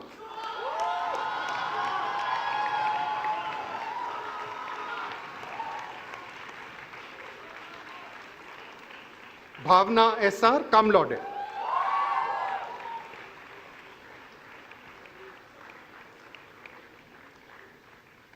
Bhavye Mittal.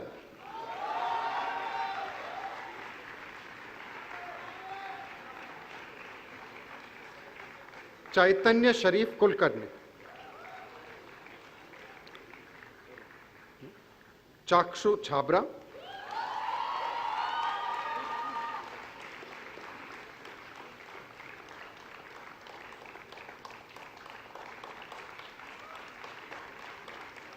Darshana Devarajan, magna cum laude.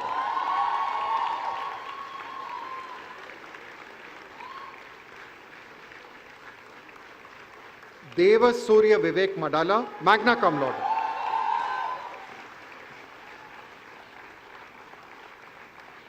Dhairya Singh, magna cum laude.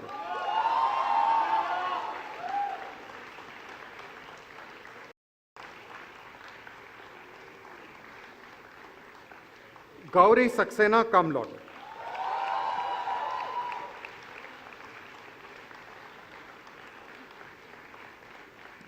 Jia Singh Arora, cum laude.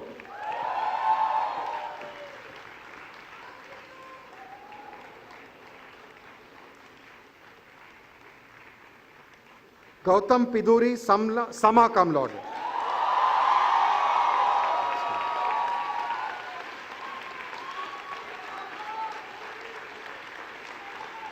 Govind Narayan, Sama, cum laude.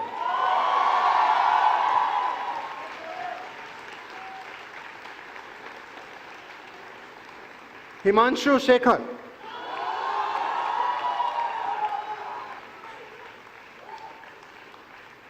Ishanika Sharma, Sama, cum laude.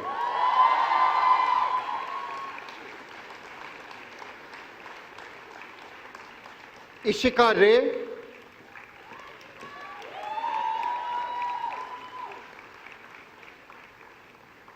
Jahanavi Datta.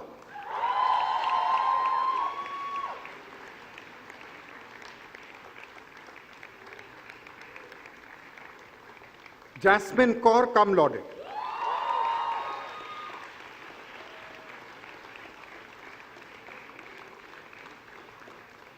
Jishnu Ghosh.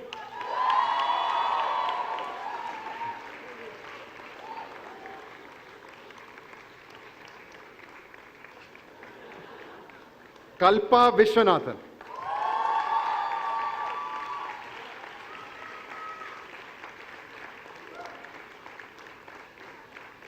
Koishor Roy.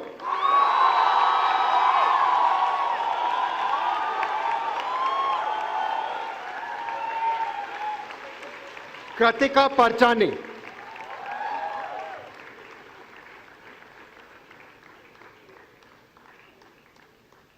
Kriti Garg, cum laude.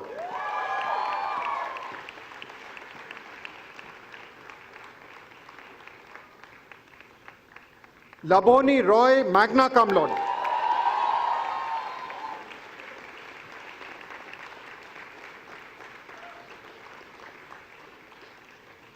Laksh Banthya, summa cum laude.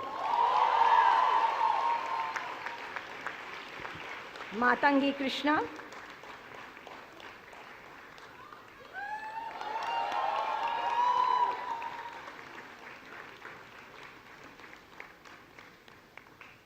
Mahira Buddharaj, cum laude.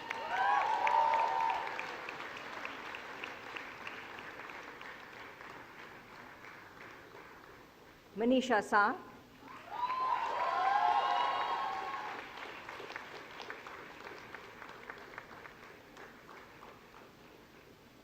Manjari Sahai, summa cum laude.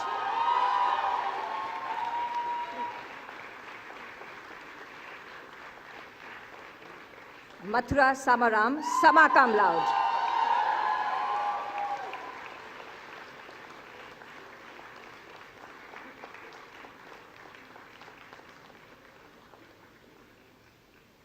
Megha Devraj, summa cum laude.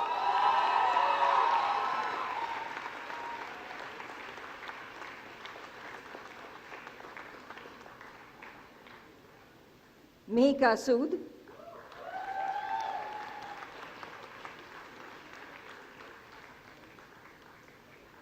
Mohit Sharma.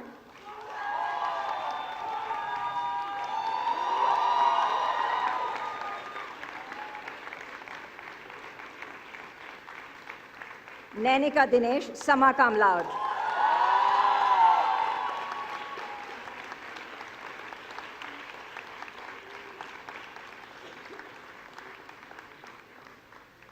Narmada Vardarajan, summa cum laude.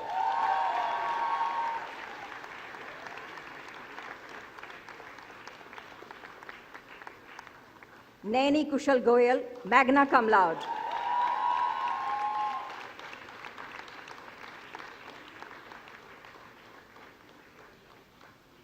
Nitya Kuchala, cum laude.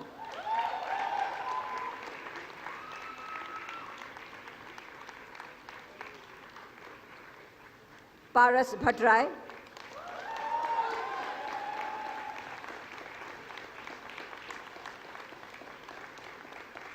Paul Matthew.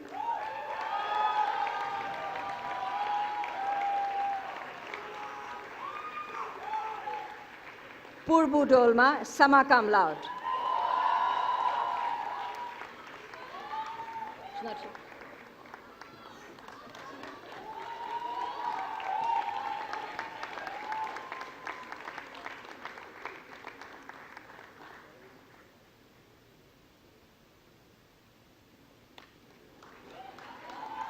Pooja Srivastav, summa cum laude.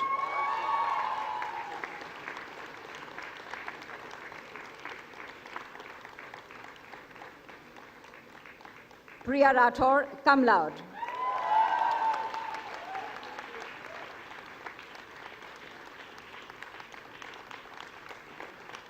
Purvai Aranya, summa cum laude.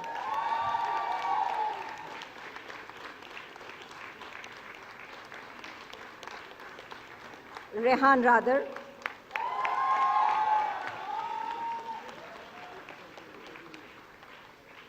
Ria Shroff.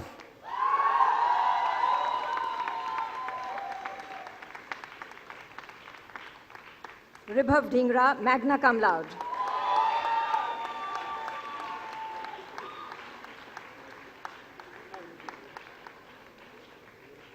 Ritika TL, cum laude.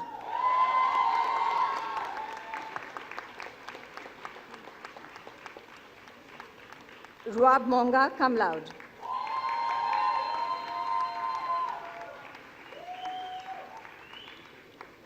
Samrit Kudesa.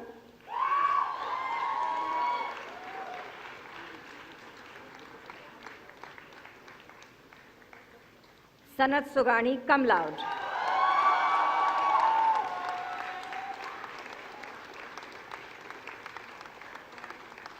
Sariyu Krishnan, magna cum laude.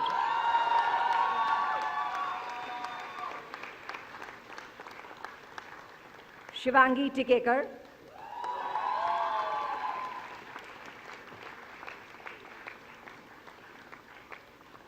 Shreya Shende, magna cum laude.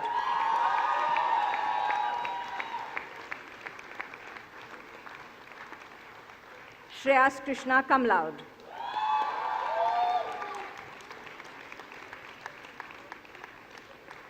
Shubham Anand Chakravarti.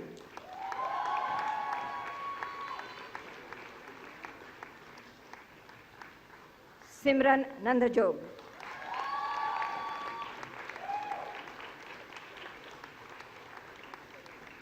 Simran Sirur.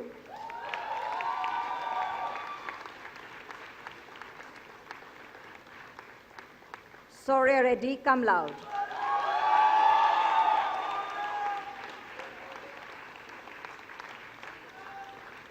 Shreya Muthukumar, magna cum laude.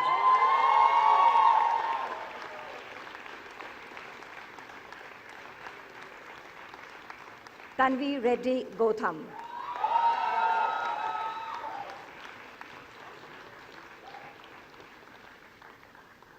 Trina Bishwas.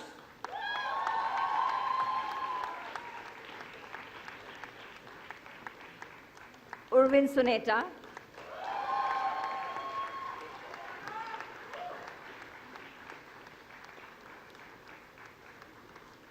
Uttara Chaudhary, sama cum laude.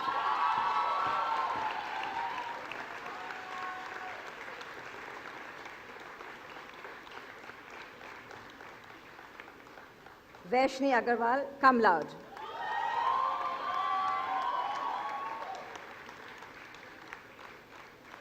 Vijay Lingam.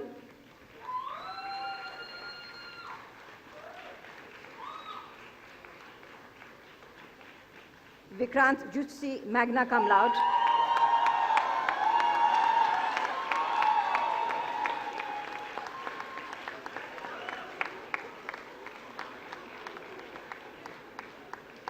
Yash Joshi.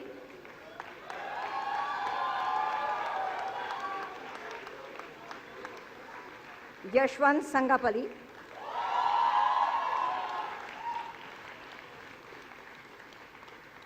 Manisha Kopala.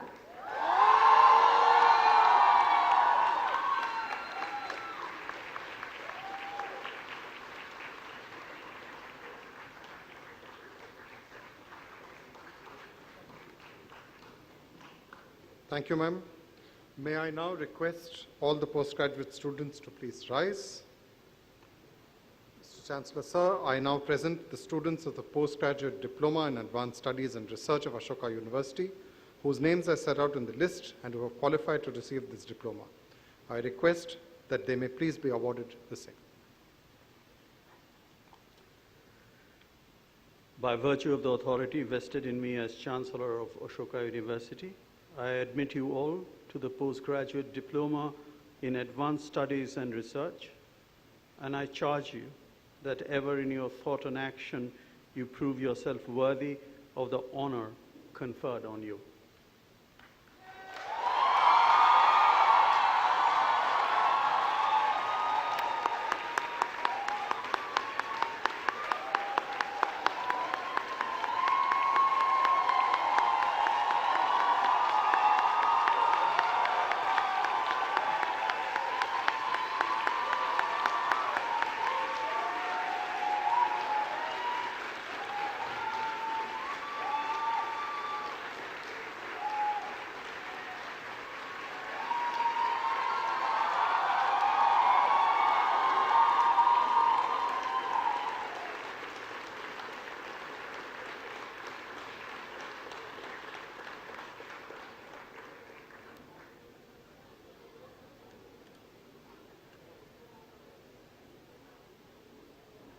May I now request all the students who were awarded the BA degree for 2018, the BA 2017, and the Postgraduate Diploma in Advanced Studies and Research to please rise, because it is time to administer the Ashoka Oath. I will read out a question. Please don't read out the question. but please read out the answer. The university oath.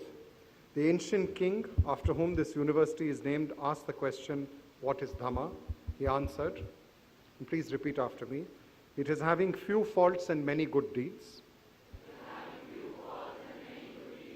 Mercy, charity, truthfulness, and integrity. I commit myself to these values, and through them move from the unreal to the real, from darkness to light, and from death to immortality." Thank you.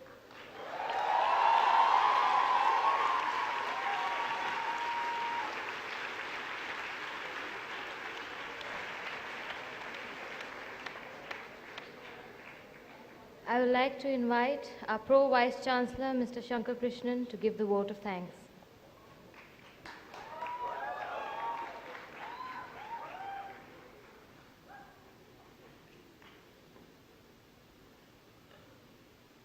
Distinguished guests and colleagues in the dais, esteemed invitees, the graduating class and the founding class who have just completed their postgraduate diploma in advanced studies and research, friends, members of the Ashoka family. It is my privilege to deliver the vote of thanks at today's convocation ceremony. To start with, a heartfelt thanks from all of us at Ashoka to our distinguished guests, the chief guest, Ms. Nirupama Rao, and our keynote speaker, Professor Sheldon Pollack.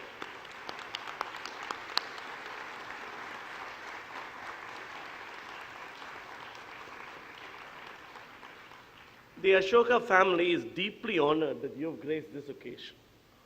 Your presence and words have been profoundly encouraging, motivating for us all. You dazzled us with poetry from Greece, poetry from Walt Whitman. I was particularly struck by the vision you painted of a future shaped by the past, a path you laid out for our young graduating students today.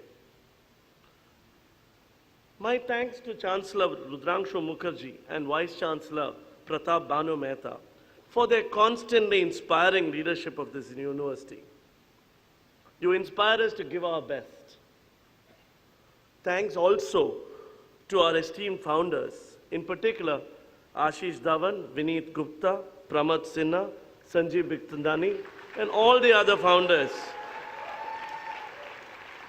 for your constant support. We know that you are our pillars, you are our strength as we take up new challenges. An event like this has so many people working in the background to make it a success. I'd like to express our heartfelt appreciation of the efforts of the core team organizing today's event, steered by the Dean of Student Affairs, Debashruti Roy Chowdhury, acted as a guiding force to the team. Can I get Harshit Thakkar and Sneha Banerjee? Harshit. Working around the clock, taking the lead, effectively managing all aspects of the arrangements. Chandan Sharma for efficiently handling the logistics. That is Chandan. Chandan is outside, unfortunately. Uma Maheshwari for her continuous coordination and support.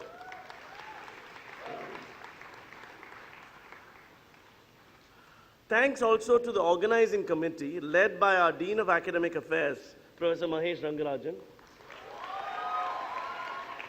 and our tireless registrar, Sachin Sharma. Key members of the committee included the Dean of Faculty and Research, Malvika Sarkar, the Dean of Global Education, Vanita Shastri, the Associate Dean of Academic Affairs, Anu Singh,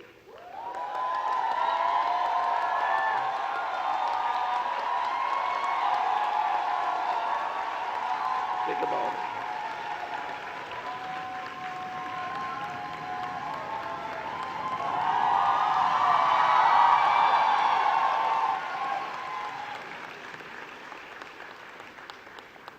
Clearly, you need more popularity, Anu.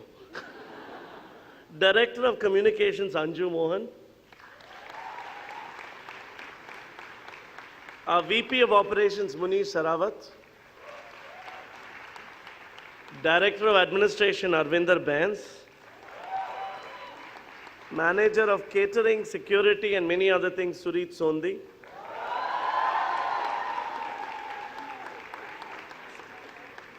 Director of Student Life, Rashmi Singh.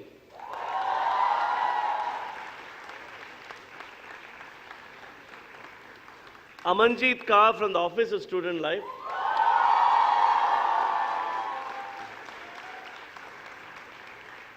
Director of IT, Anu Batra.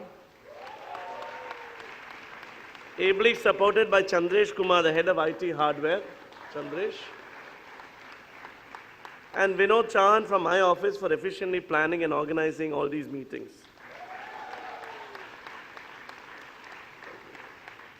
This organizing committee has truly worked hard to make this event a success.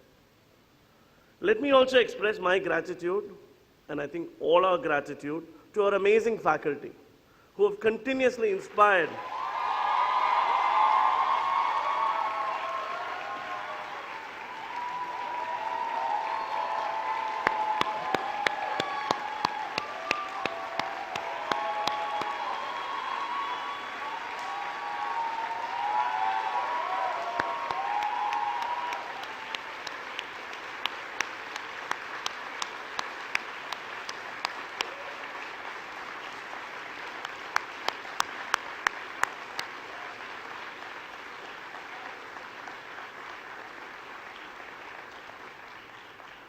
They have continuously inspired and guided the students, guided all of us. They are the moving force behind the university, needless to say. I must also thank the performers of the night, the undergraduate students and the Young India Fellows for their musical performances. Showcased some of our Ashoka's best musical abilities. To our dedicated, ever enthusiastic student volunteers,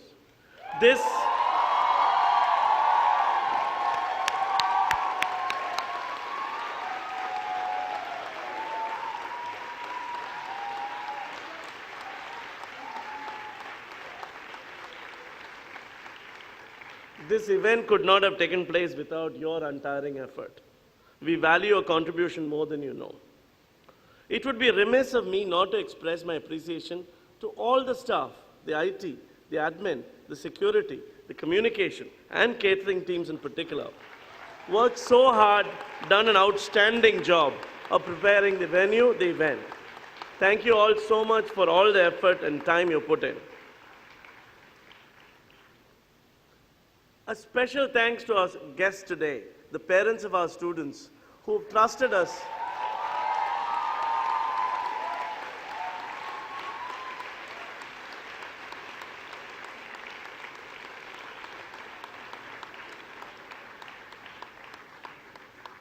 You have trusted us at such an important juncture in your children's future. We hope that their success today has helped fulfill the trust you repose in them and us. Last, perhaps most importantly, to the graduating class of 2018, to the founding class of the Postgraduate Diploma in Advanced Studies and Research, congratulations.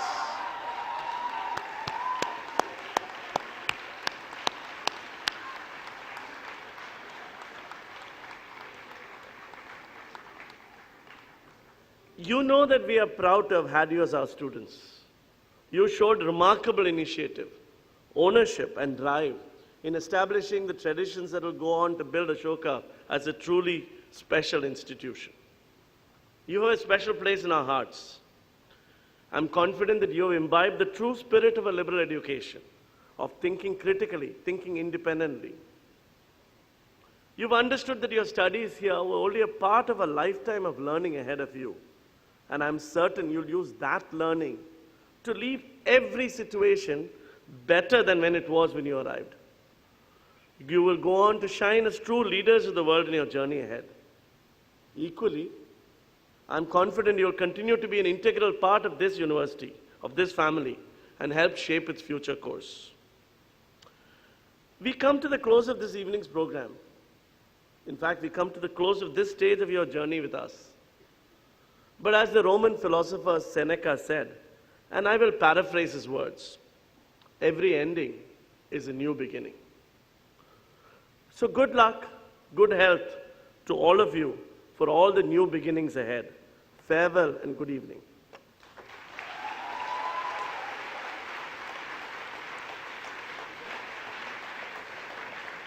Thank you so much, Shami sir. May I please request everyone to stand up for the national anthem.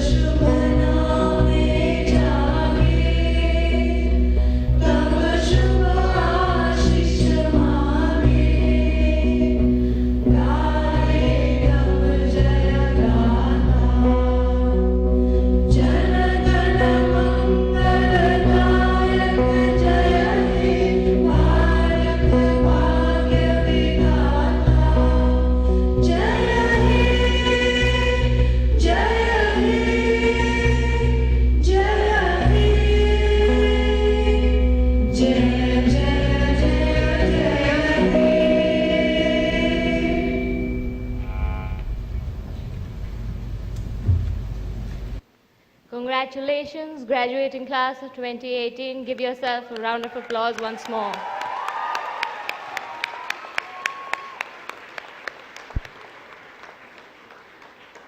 I invite everyone here to join us for high tea in the football field adjacent to the sports block. The Alumni Association is welcoming all the graduating students with the welcome kits. Do visit their table.